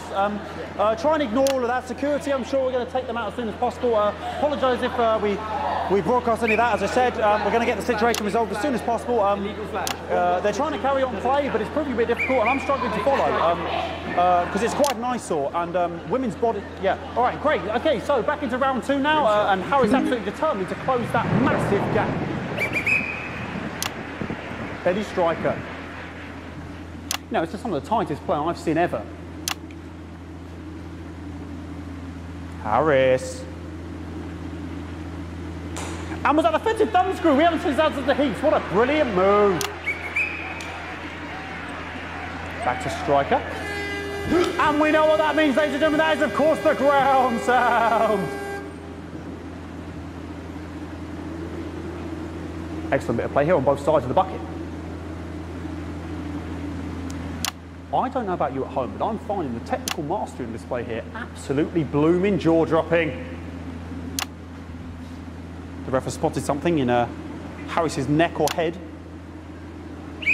And Harris is having an absolute shocker. What a miserable start there for Tommy Harris. But he is a late bloomer, of course, the boys said that. And after all, it is a game of 2 halves. 4 rounds and 7 subgenres. But now, of course, it's time for the half-time show. Sponsored by Remington Smith. On my whistle, on my whistle. Nice piece of music here to start the half-time show. Okay, another posh protester loose on the court here. We can only apologise for that. We'll do our best to shield you from having to look directly at it. is running around here with his genitals on display for all to see. And ruining what was shaping up to be quite the dance interlude there. Now he's thrusting himself in Harris's face, security's on it, and the bucket has been knocked over! I cannot stand it when the bucket gets knocked over. Hopefully he'll get taken out now. Genitals flying around for all to see. Really, if you ask me, not Sunday morning television. And out of there, hopefully taken away, never to be seen again. Final poses, final poses. Ball boy cannot be in the final pose. And a lovely finish there on both sides of the bucket. I wouldn't like to call that one. And as we head into round 3, I'd love to know what's going on in these two players' heads. But unfortunately, because of science, we can't. Thank you, thank you, thank you.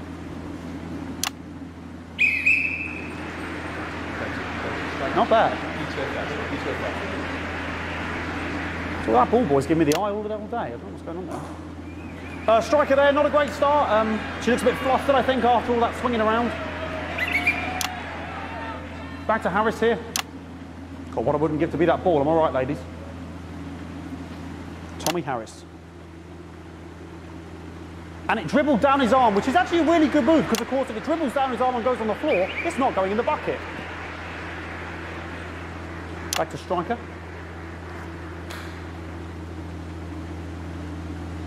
And Striker's gone for the animal bonus there, but of course, perhaps...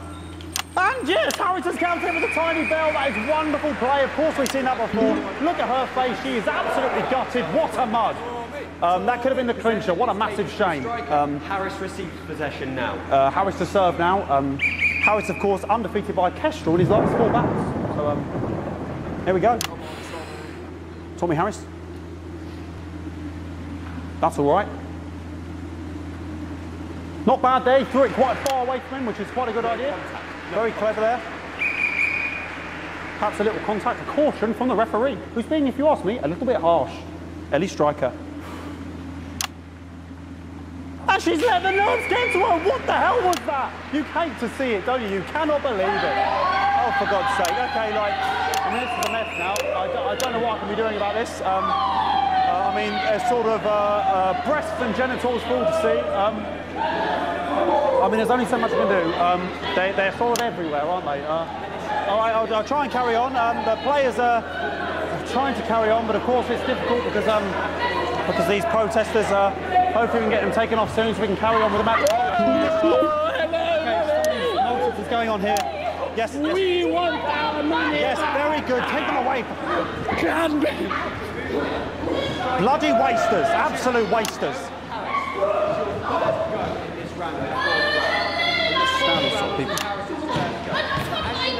Oh, jog on! This is the mime round. It's an absolute bloody... Okay, and now we're going to go into the final round. And of course, as it's a Tuesday, the final round is a mime round. Who could believe it? Nice imaginary shot there from Harris. It really could go anywhere at this point. Really high-level play here from 2 absolute juggernauts of the sport. Hold. The bucket getting moved back to its proper place. About time, if you ask me. She's juggling it around from her hands. Interesting. And she's put it in her mouth like as if it was an egg. And now she's and she spat it out. She did the egg spit. So a wonderful move there, quite late on. Illegal spit. From Striker. But she's in it to win it. Harris's ball. On it like a car bonnet. Tommy Harris here, having a bit of beef.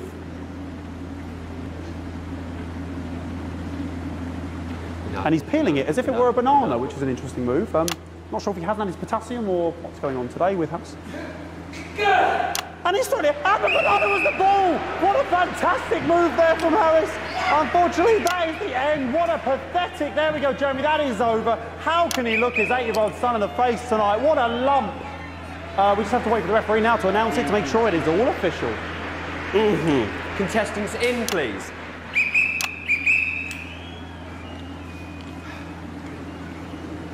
And the winner of the first annual Sports Board Championship is... everyone! Okay, the ref has decreed once once again a win for everyone, including me as my 15th win in the Sports Board Championship. I'm going to be celebrating tonight with my wife and children. Another wonderful victory for me. Here come the on-site security to collect their medals, their 6th and 7th respectively. And thanks again for watching the Sports Board Championships.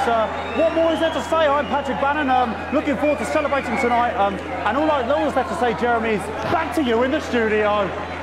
Patrick Bannon had an extraordinary final. Historic sports board, Jeremy. I didn't know you were a fan. Oh, yeah, I can wrench a doubler with the best of them, I'll have you know. I certainly wouldn't bet against you. When we come back, I'll be talking live with Prime Ministers Julia Salisbury and Peter Clement, who apparently have a big announcement you wouldn't want to miss. That's coming up after these messages. 1 minute back. Fucking microphone struck me. What? Fucking microphone just struck me. Where's that sound guy? To Sugscrew. The joy of screws is your key to a world of sticky fixings. Start collecting today and celebrate the nation's most well-known and best-loved pieces of hardware with your copy of The Joy of Screws. Every week, you'll add another exclusive fastener to Just heard from the chaps in maintenance. The storm is laying havoc with the electrics, and you might notice the odd spark. Nothing to worry about. Happens all the time. Dave got shocked into a coma last year, but he was up and at 'em the next day. Anyway, our compensation package is parallel to none. Good luck. Bozeman out. Alongside your ironmongery, you'll get this in-depth companion magazine, charting the highs and lows of DIY history. From the Canterbury nut shortage to the socket screw riots of '29. This detailed guide will bring to life some of your favourite metalworking moments. Start your collection today and we'll send you the first 8 editions with no postage or packing. That's right, no postage, no packing. Plus you'll also receive this exclusive little bit of drill bit absolutely free. So, what are you waiting for? Start collecting today. Am I here? Here with Mr. Clement on your left. Right you are, pet. Is your seat damp? 10 seconds, everybody. No, mine's fine. Have you had a little accident? Cheeky cow. 5, 4, 3. Welcome back. I am delighted to be joined by Prime Ministers Julia Salisbury and Peter Clement. Welcome to the National Nightly News, Prime Ministers. Oh, please, it's just Julia and Peter. We don't believe much in titles. It doesn't seem very advanced. We're delighted to be here. Well, firstly, I should ask how you feel about the graffiti that's been springing up across the capital. Should we be worried? Oh, no, you definitely shouldn't be worried. Well, not unless you've got a fatal paint allergy anyway. But yes, it does seem that there are still some people we haven't been able to help. You know, whingers mostly. People who've yet to benefit from the many advantages of the new future. And you know, Megan, as my old mum used to say, there are some pissants who just don't know how to be happy. We're working hard to reach these people, find out what they're angry about and how we can help. The door to my government is always open. Someone's dripping on me. But we didn't come here to talk about what may yet turn out to be some alternative arts project. Which we no doubt will have funded. When we want to talk to the nation about something far more exciting. Yes, your office briefed us that you have an announcement to make, but they were being surprisingly secretive about it.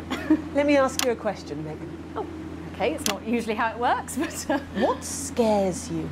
I mean, really scares you? It's death, Pet. She's talking about death. We're all afraid of our deaths. It's part of being human. Sorry, are you saying that Advance have cured death? That'll be a vote winner. Yep, that was definitely a drop there. But while we may not have cured death, we hope we found a way to make it much less scary. And much less painful and much less expensive. Look, which is me close-up camera? Oh, Pet? sorry, yes, it's camera 4 right there. When I was 13, my mum came and got me from school. He had to go to the hospital. My granddad, he'd collapsed that morning, so we'd all to say our goodbyes. And I went in to see him. He were all frail and pale. And I was scared because I'd only seen him the week before, and he'd been fit as fiddle. And he said to me, Peter, he said, it's the right time. I don't ever want to be a burden to the people I love. Was that the last time you saw him? Nope. 3 days later, he were back home. He lived with us for 9 miserable years after that. He had to be fed with a rubber spoon. He had a commode, so he'd just take a shit right there in the lounge while we were watching football. He wouldn't even wait till half-time. That sounds... It was awful. It were awful for us, and this is the point. It were awful for him.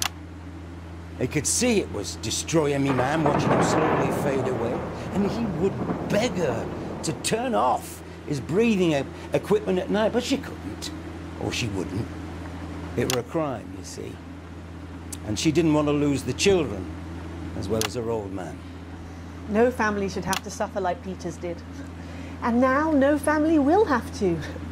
The health service is today opening the first of 300 new transition centres. The transition centres will handle everything for your last days. The legal, financial, medical and emotional costs are all catered for and paid for by the government. So even the poorest citizen gets to pass on with dignity when they choose. And that choice is important. Yes. This is a service only for people who choose it.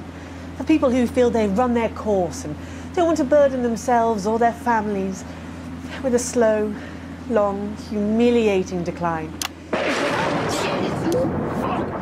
microphone pack has just given me an electric shock. Are you okay?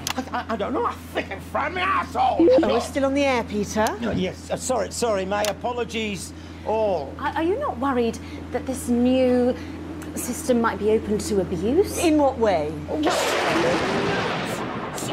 Sorry, I've got sacked again. Can I get a little bit of help here, please? That the older generation might feel somewhat... Jesus, a roadshell face, fucker! That one was massive. Right, no, this bastard's coming off. That the older generation might feel somewhat coerced. Coerced into spending their final days eating gourmet food and drinking fine wine and luxury spas and gardens. Look, I am perfectly capable of... with a rutty twat. Prime Minister, please watch your language. For fuck's sake! Go get yourself sorted out. Right. We're launching a government information film tonight. It should tell your viewers everything they need to know. You really do move at a breathless pace. It's hard to believe you've yet to be in office a year. Oh, Megan, we're only getting started. And on that note, thank you both so much for being here. Jeremy. Right, yes, that's all we have time for tonight. Thank yous go out to our guests. Congratulations to all the winners at the Sports Board Final, and we'll see you tomorrow night at the same time. My name's Jeremy Donaldson.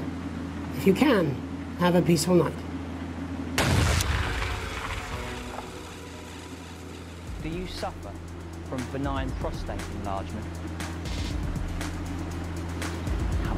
I'm Tommy the Fingernail Harris, sporting legend. I've got it all. 4 world championships, 2 cars, a bidet, and an enlarged prostate gland. Your prostate is a small gland, about the size of a cherry tomato, located between your penis and your wee bag. If the prostate becomes enlarged, it can put pressure on the bladder. This can cause trouble starting to pee, and it can cause laundry-based trouble between you and your she-demon of an ex-wife. So what caused this big old prostate in your bum? Well, sorry, me and the doctors, we don't know.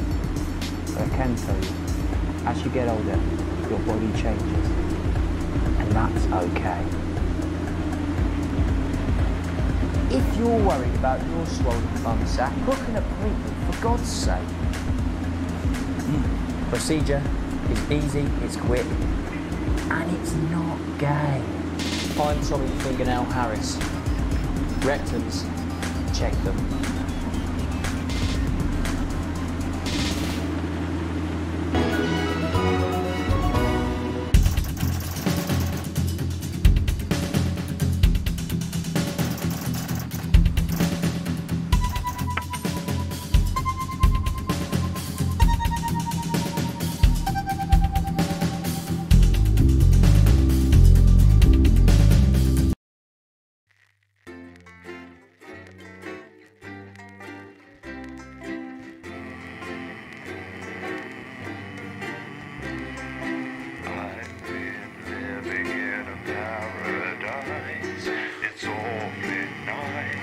if you don't think twice.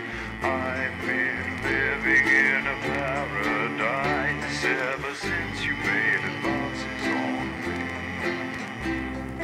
I've been living where the food is free, a sanctuary for all and sundry. I've been living in an allegory ever since you made advances on me. Since the day you came along, we've walked on hand in hand, and as we've grown together, I've come to understand that you.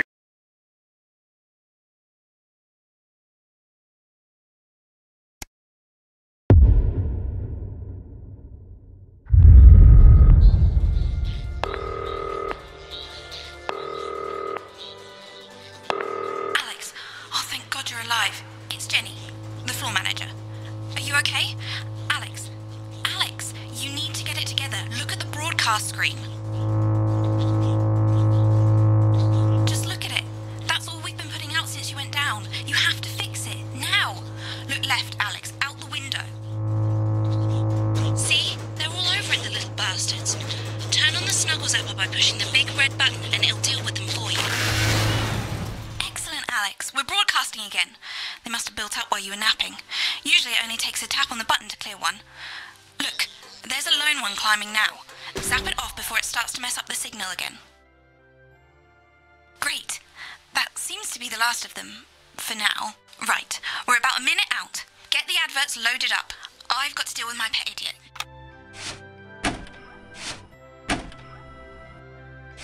Well, in a few moments, we'll be going live to the National Nightly News. But before that, let's take a look at what's coming up later on tonight. This has no credibility, and every night Jenny. on Channel 1 at 7 o'clock. No professionalism. It's not a mess. Everything is where it should be. It's ramshackle and characterful, and I expect you to know the difference. Of course Megan's place looked lovely, but I can't see it, can I? Thanks, Jenny. How's lock-in with the boyfriend going? Decided to take his chances on the wild streets, eh? Rather than endure another romantic comedy. Jeremy, Jenny says your hair looks stupid. Yes, I can hear her. She says she's not talking to you. Yes, I know, I can hear her. Shall I count us in? Make it so. Okay, 10 seconds. Break a leg, everyone. Preferably a furry one.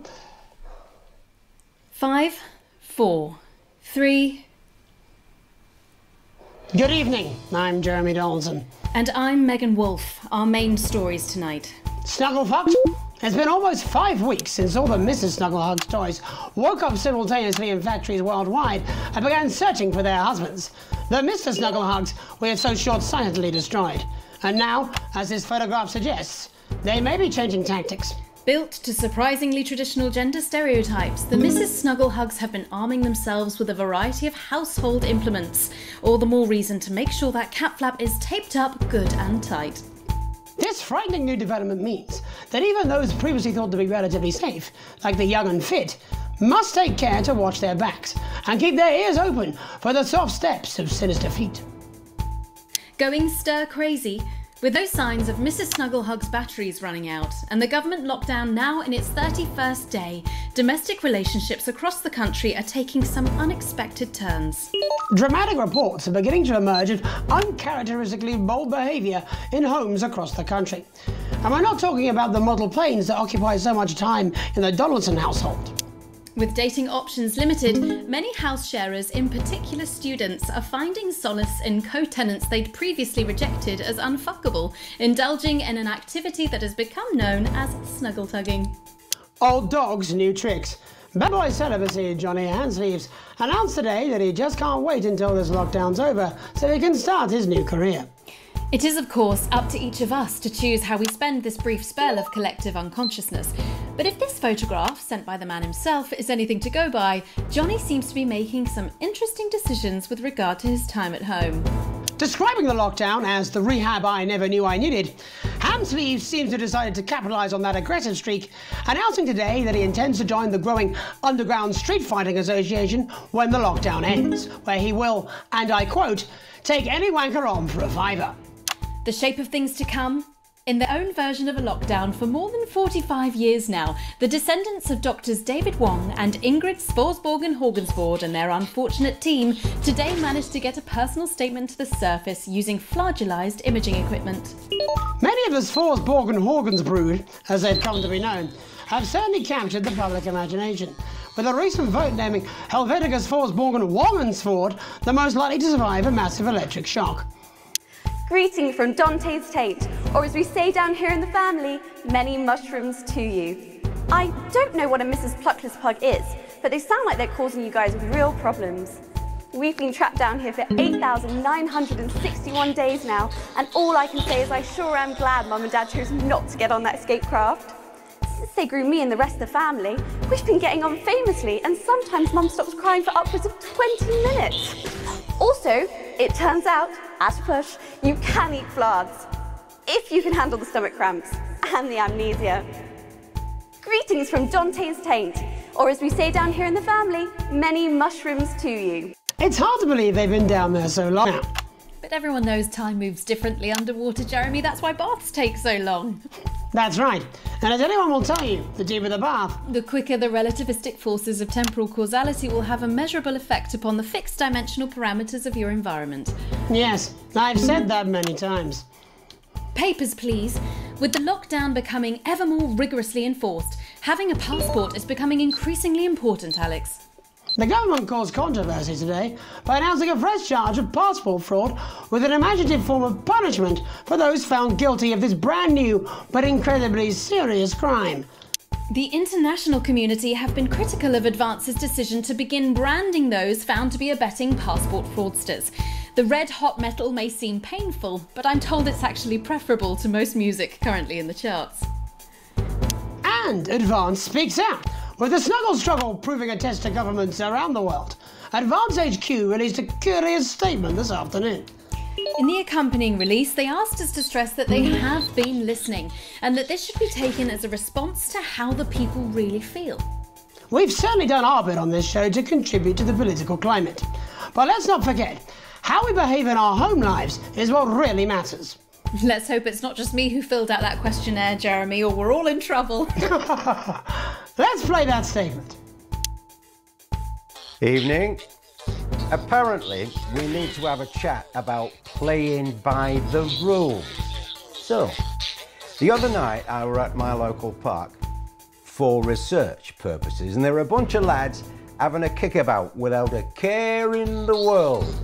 And not only did they refuse to let me join in, they wouldn't even let me have a swig of their white stripe.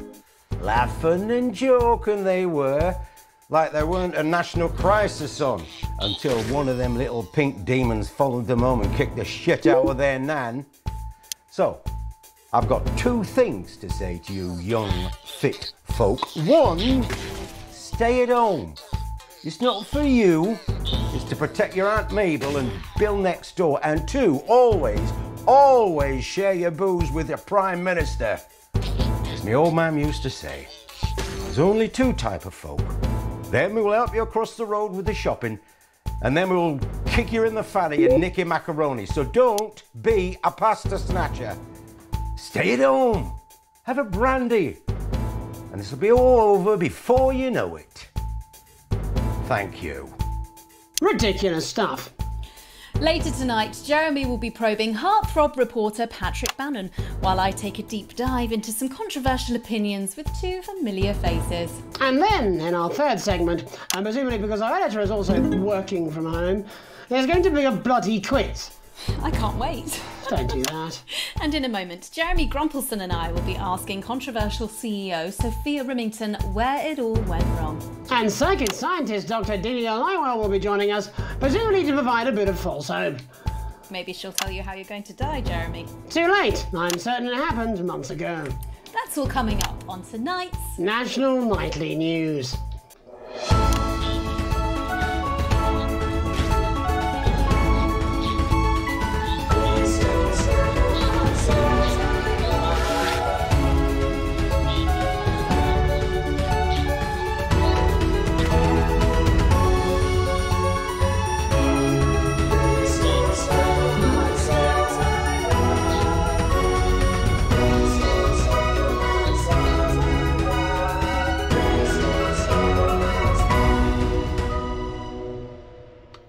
tonight? How did we get here? Where are we going? And most importantly, who's to blame?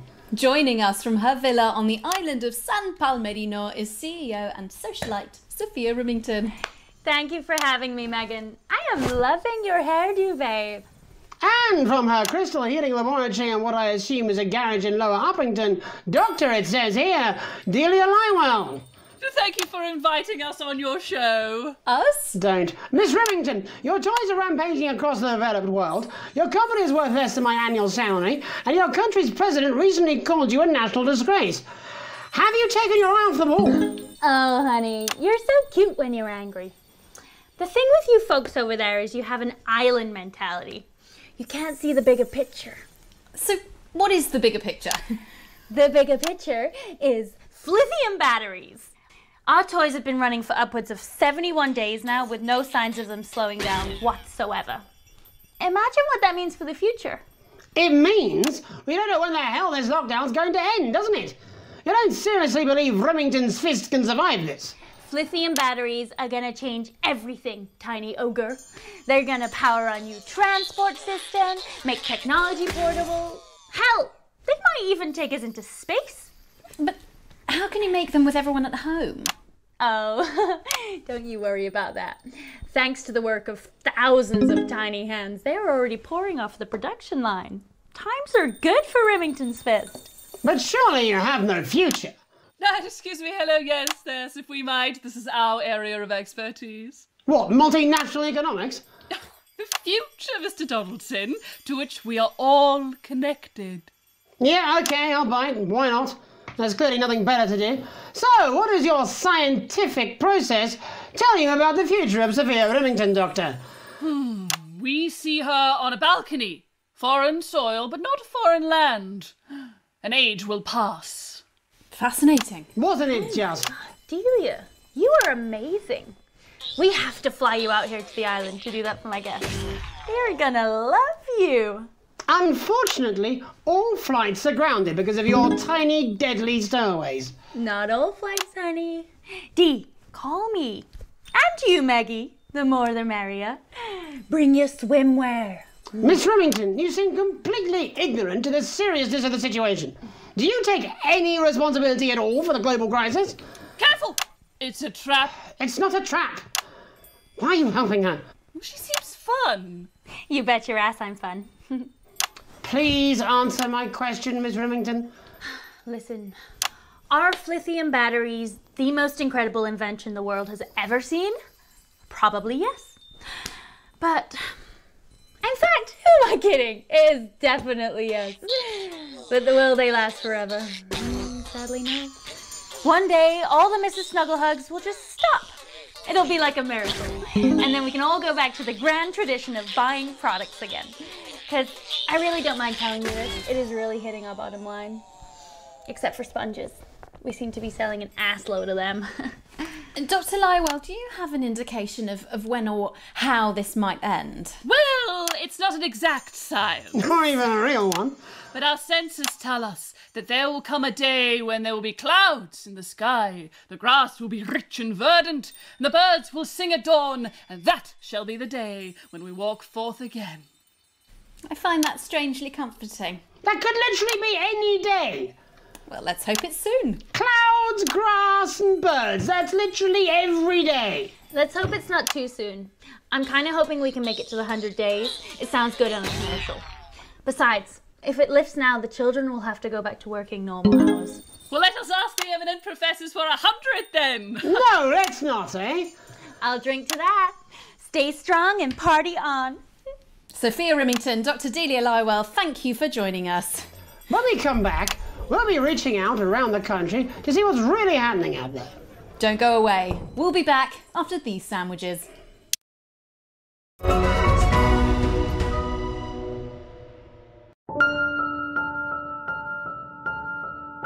We know times are hard. We know that you're scared. But now, more than ever. Hello, mate. Even though we're apart, you're not going to believe this, but I've decided to come home. Listen, I'll call you back in the next break and we can talk about how I get me job back. Cheers, Alex. See you, mate. isolation idealists, the healthcare heroes, and the lockdown lovers. Yeah, well, it's been a long time coming. Say. No, exactly. You said it, I've said it. He must know, he's not stupid. I just don't want it getting back to him that it came from us. No, Jenny. You're not backing out on me now. We're in this together. You'll get him. I've made the cake, you're on the balloons. I've got no idea how old he is. 40? 17? Yeah, ready. Okay, coming back. In 5, 4, 3... Welcome back to the National Nightly News. I'm Megan Roof. Now it's time to take a trip around the country to hear how the lockdown might impact the nation from some friendly faces. Joining me are respected academic Katie Brightman and author of Alan James's Kites, Alan James. Thank you for joining me. It's a pleasure. Thanks for having me, Megan. Thanks, Megan. It really is a pleasure, Katie. I enjoyed our little heated encounter. I wish I could say the same. So first off, Katie, how are you coping? I'm holding up okay. The lockdown directive was so sudden that, like many people, I haven't been able to get home. Oh no, what happened? I was staying at a hotel after an international policy convention, and we had a particularly heavy night out. You know what economists are like.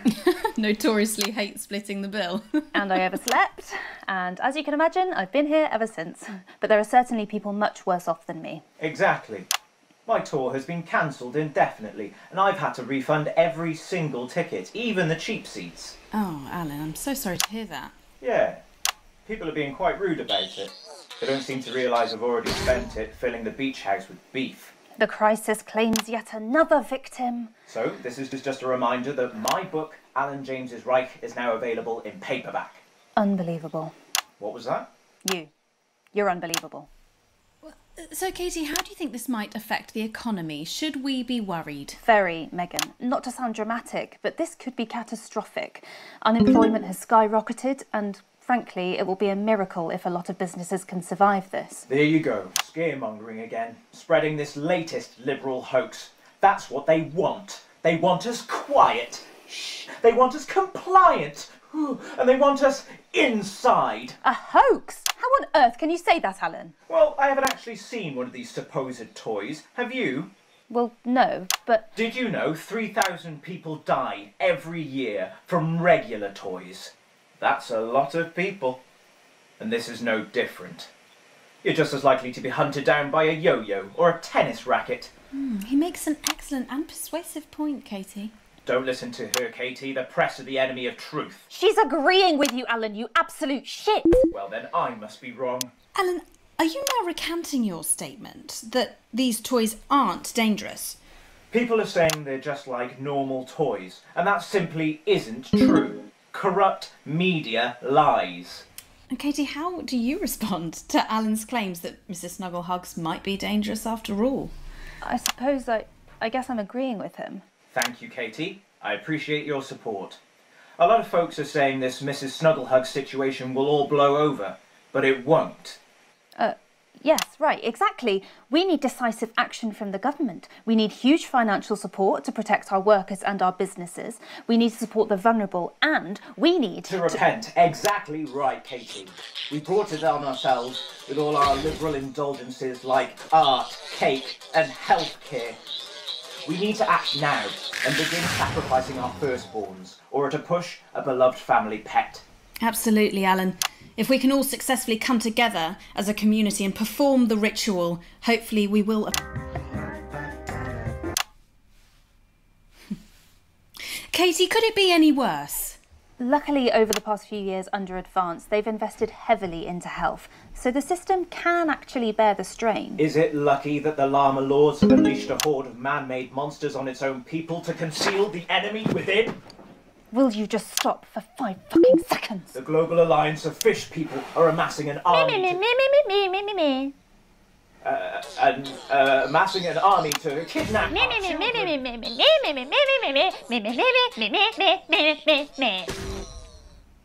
That's you. That's what you sound like. But me.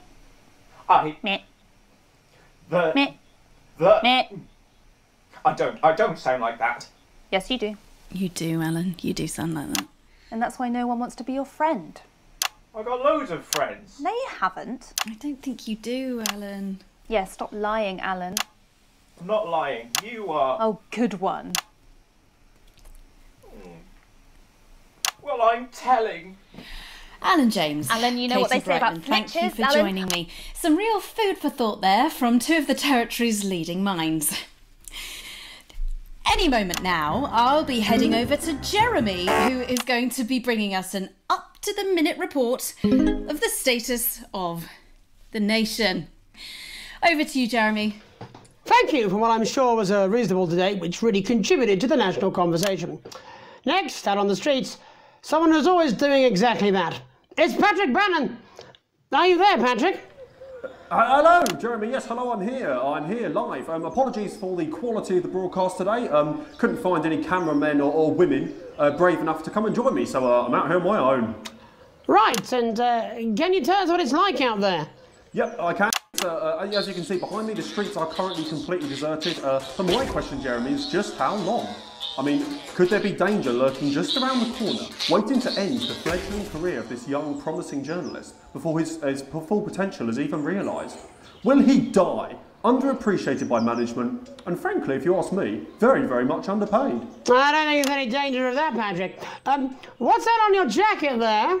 Oh, that's actually a sponge. What I've done here is made a snuggle-proof jacket, Jeremy. The network didn't bother sending me any PPE, so I've been forced to improvise. In fact, showing the sort of resourcefulness that would make me an ideal candidate for, I don't know, for example, an anchor position starting whenever they'd like. From your point of view, Patrick, just how safe are our streets?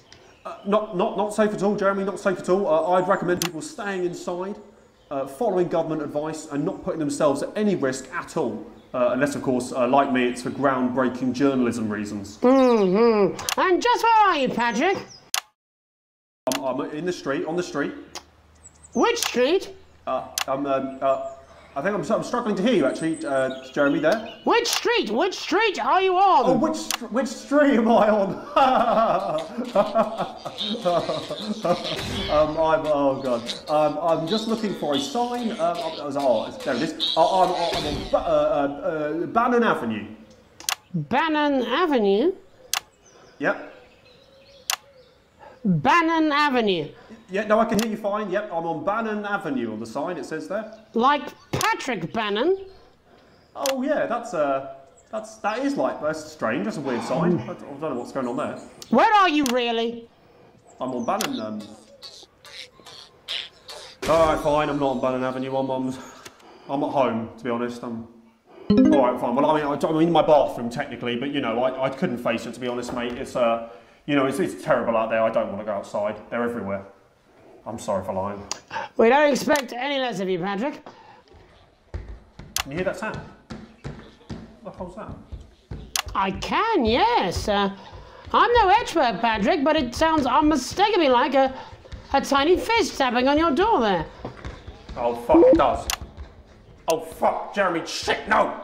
Oh, bollocks. Right. Perhaps there's a small queue of tiny fists, each wielding a different gendered household implement, ready to bash in the heads of lying little roving reporters. No, you're lying, aren't you? Oh, shit, fucking, listen to me, you bastards! If you're out there, just to piss off, you little fucking snuggle fucks! I'm too talented to die! Oh, what the fucking hell? Okay, it's fine. It's fine. Oh, God. Don't worry, Patrick. I'd say you've got a few seconds before they break their way in there and finish you off.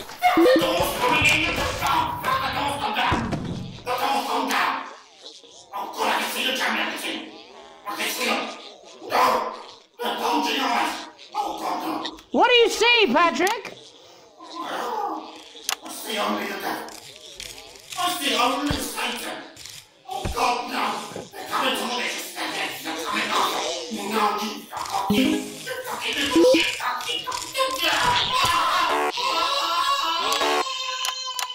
Thank you, Patrick, for that report, showing the nation, and more importantly, management, just where you belong.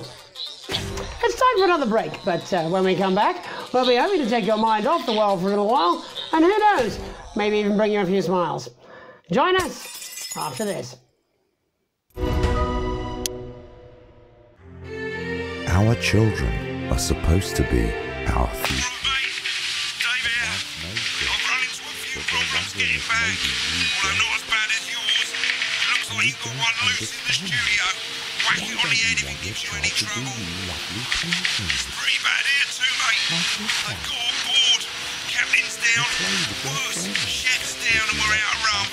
Not sure I'm going to make it to sobriety or dry land. If I had a missus, I'd ask you to tell her that I love her, but to be honest, I've kind of pissed my life away, mate.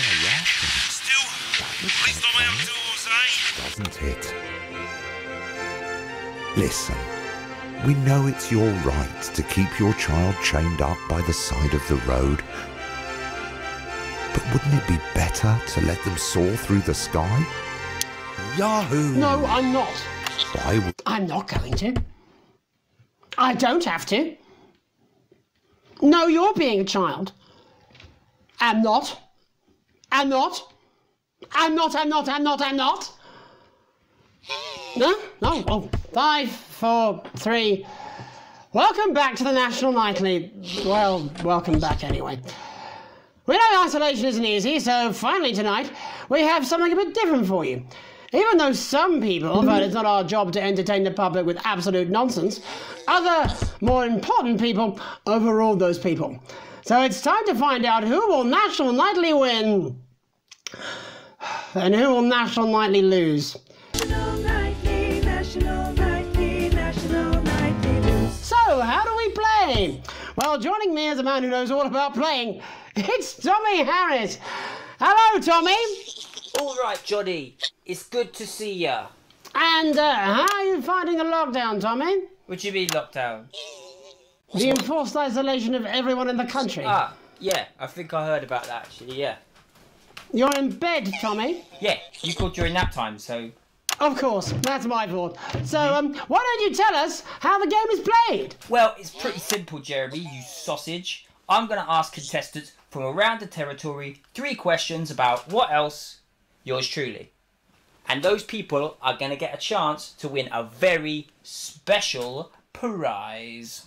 And what are they playing for, Tommy? Drum roll, please. Jeremy. Oh. Thank you. This.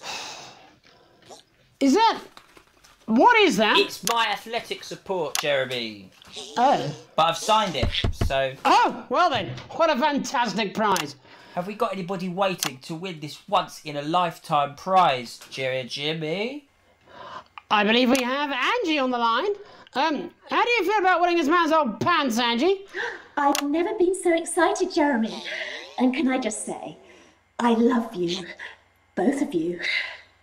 Well, you've said it now, haven't you? Oh, Angie, I love you. In a way. Tell us about yourself, Angie. Well, what can I say? My name is Angie. Always has been. I'm a human woman, and my dental hygiene has been described as acceptable. Brilliant! Right, well, shall we get this shambles underway? Absolutely, John. Can I get 30 seconds on the clock, please? We haven't got a clock. Yeah, I did ask for a clock. So... Well, why don't you start, and I'll stop you when it inevitably becomes unbearable to watch. I love it. All right, here we go. Time starts now. Question 1. When is my birthday? The 13th of August at 7:19 a.m. That is absolutely correct. Question 2. What? I said, what is my favourite colour? Crushed praline 4. Correct, the colour of my nipples. And finally, Angie dear, what is my star sign? That's a trick question. You were born outside of the human understanding of the cosmos. Unbelievable, that is correct. Stop the clock. Wow, that really was tough to watch. How did you do, Tommy? Well, Angie, my love, you got every single question right. Which of course means you lose and win absolutely nothing. Thanks for playing, Angie. Bye. Do we have another contestant on the line at Jelly Bean? We do indeed. We should have Sonia Artleach. Are you there, Sonia? Of course I am, Jamie, darling. Thank you for being here, Sonia. Oh, there you are, Tommy. Mwah. Let me guess, you work in theatre, don't you? Is it that obvious? What gave it away? Was it the glamour or poise? It certainly wasn't your inherent sense of humility. Tell us about yourself, Sonia. Oh, well, if you must play this game. I am a theatrical agent. I represent the likes of Rudy Beefman, Samuel Coffeecup and Jodie Carpetburn, amongst others. And how's the lockdown affected you, Sonia? Well, they may have closed the theatres, shut the studios and boarded the cinemas, but they won't get me that easily. How are you managing without any work? Due to a savage clause in all of my artist contracts, I am able to claim my 15% from their unemployment benefit. Wow, that certainly is sharp. Standard stuff, standard stuff. And can I ask, where are you speaking to us from? Well, I work from home, you know, to keep costs down. And who's this? Oh, well, you know, when they gave the order, I was actually mid-meeting with a client, so we've been isolated together. No fucking way! What the fucking fuck? Is that Tommy Harris? I'm a huge fan. Can I just tell you how bloody brilliant you are? Actually, Jeff, we're about to play a game, aren't we, Tommy? We've got time. Well, if it's not too bold, I think I am in love with you, Mr. Harris. No, it's not too bold. That's all right. Don't worry. Hey, I'd love to show you some of my stuff. I've been working on some new shit. Well, at least you're already aware. During lockdown, we've been workshopping some of Jeff's ideas for much younger children, haven't we? People still let you near their children, do they? Yeah, that's right. Yeah.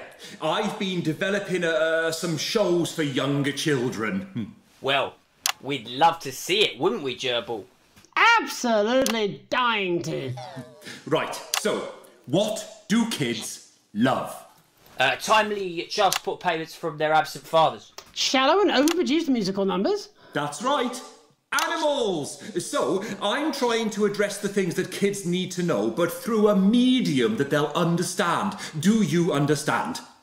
I think so, yes. Jeff's one of my best clients, aren't you? I am, yeah. So, the first one we've been working on is called The King of the Jungle's Mortgage Repayments. It's about a lion who's having problems with his interest rates. I see. Does he have a broker? He does, yes. He's a porcupine. How did you know that? Well, your work is universal, darling. It speaks to people. I'm going to say something to you, mate. I think you're onto something here. Oh, the bear!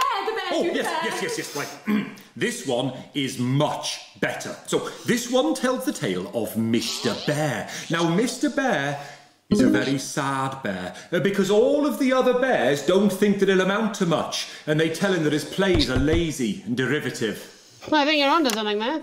Now, Mr. Bear is a tragic figure. Picture this. He's at his lowest ebb. The trees are closing in. He can't even face his salmon, can he? No. But then he meets someone that will change his life forever. This is fucking gripping. That's right. He meets a wise old octopus who takes him under his wing and says, "No, Mr. Bear, don't be sad. You're not like all the other bears. You have this ambition and these dreams." Such fucking dreams. I think I love you, Jeff. And what you need to do, Mr. Bear, says the octopus, probably doing an 8-armed gesture or something. What you need to do to find happiness in this crazy old forest is you need to set yourself more realistic goals. It's called Mr. Bear Lowers His Expectations. Wow, you really have taken yourself to new depths. And what do you want children to take away from this? Oh, fuck shit, fuck. What? I said a more realistic worldview. Are you all right, Jamboree? It's Jeffrey. My name is Jeffrey Donington. No, stop. How does it end? We need to know how it ends. Well, all the animals learn a thing or two about inevitable mediocrity. Yeah, and Mr. Bear settles down near to his parents' cave, stops trying to make his band happen, and he goes into bear telemarketing. Becomes a bear maths teacher. Oh, and we end... We end on a big musical number. Oh, there's dancing. It's very repetitive, so it's catchy but not too challenging. Well, if you like, I could go and get my boombox. Yeah, do you know, I might be able to... Hang on, can we get Angie back? Why not? The more the merrier, as they say at orgies. Right, I'll just fill then, shall I? Coming up in a moment, it's the world premiere that nobody saw coming. Lights! Or wanted. At all. Right. I can only apologise in advance for what we're all about to... endure. You turn this shitting thing... Well, there's all sorts of creatures down on Dangly Doodle Farm. Like wise old Mr. Octopus with way too many arms. There's Mr. Pig and Mr. Cow, they're always in good moods. But that's 'cause they don't know they'll soon be sliced up into food. Mr. Bear, what's that over there? That's where your hopes go to turn into despair. Mr. Bear, what's that over there? That's where your dreams go to die. Mr. Raccoon wants to go to the moon. He'll end up as a bus driver soon. Mr. Porcupine thinks he'll read the news at 9. He'll end up as a janitor who stinks of turpentine. Mr. Tiny Mouse thought he'd own a massive house, ended up in a bedsit where he can't control the louse. Mr. Horse thought he'd go into professional sports, now he's an alcoholic and he's on his 3rd divorce. Mr. Bear, what's that over there? That's the place your life becomes an endless questionnaire. Mr. Bear, what's that over there? That's where your hopes go to die. Lower your expectations. Maybe you could get a job in telecommunications. No matter how you try, you'll never reach the League of Nations. The best you'll get is middle rank in trading operations. So lower your expectations. You'll never win an Oscar, so there's no congratulations. The future that is coming will not meet specifications, and no amount of visualizations will save you from your own deterioration. Mr. Bear, what's that over there? That's a tramp who thought he'd be a multi-millionaire. Mr. Bear, what's that over there? That's where self-esteem goes to die. Mr. Bear, what's that over there? That's the disappointment that is waiting everywhere. Mr. Bear, what's that over there? That's where your schemes go to die. That's where your dreams go to die. That's where dreams go to die. Well, that seems to have pretty much run its course. That's all we have time for tonight. But before we go, I just wanted to leave you with this final thought. And by you, I actually mean you, Alex, up in the broadcast room, making sure we all look our best and keeping the signal strong and the language mild. And Alex is damn good at it. Alex is our invisible foundations. You at home can't see them, but they're always there, keeping us afloat. Of course, we can see you, Alex. I saw you the other day in the corridor. Do you remember? I tried to catch your eye, but I think you must have been deep in thought because you just sort of walked past me like I wasn't there. I try and sit in your eye line in the canteen some days. Every day, if I'm honest. Oh no, it's wrong. I know you're married. I've done some digging. I found out about the fact that you risked being arrested to help Chris, and that you stretched your... And you're no pushover parent either. You kept Charlie safe, even if he resents you for it. At least that's what he told me when I talked to him. Oh, don't worry, Alex. I wore a disguise. And I spoke like this so he wouldn't recognise me famous voice. I'm not crazy, Alex. I don't want you to think I would ever do anything to hurt Charlie or Susie. Sam's lucky. Lucky to have you, Alex, but if something happened, could you possibly love me? I mean, if Sam had a terrible accident, obviously not now. I know you love your family, but if something happened... Say Sam took a massive electric shock and went into some sort of coma. Could you love me then? Could you? Would you, please? My name's Megan Wolf. Have a deceitful night. And we're out. Good morning. This is Mr. Bozeman, and this is a Channel 1 informational video that is for internal use only. First, I'd like to take this opportunity to reassure you all that we will be staying on air, maximizing revenue, and we will be using this as an opportunity to fire the more annoying among you, like Stuttering Gary, Nervous Eric, and Queefing Janet. I'd like to address the rumors that the network has no emergency fund. This is hogwash. Of course we... Wake up, Alex, wake up! Wake up! Wake up!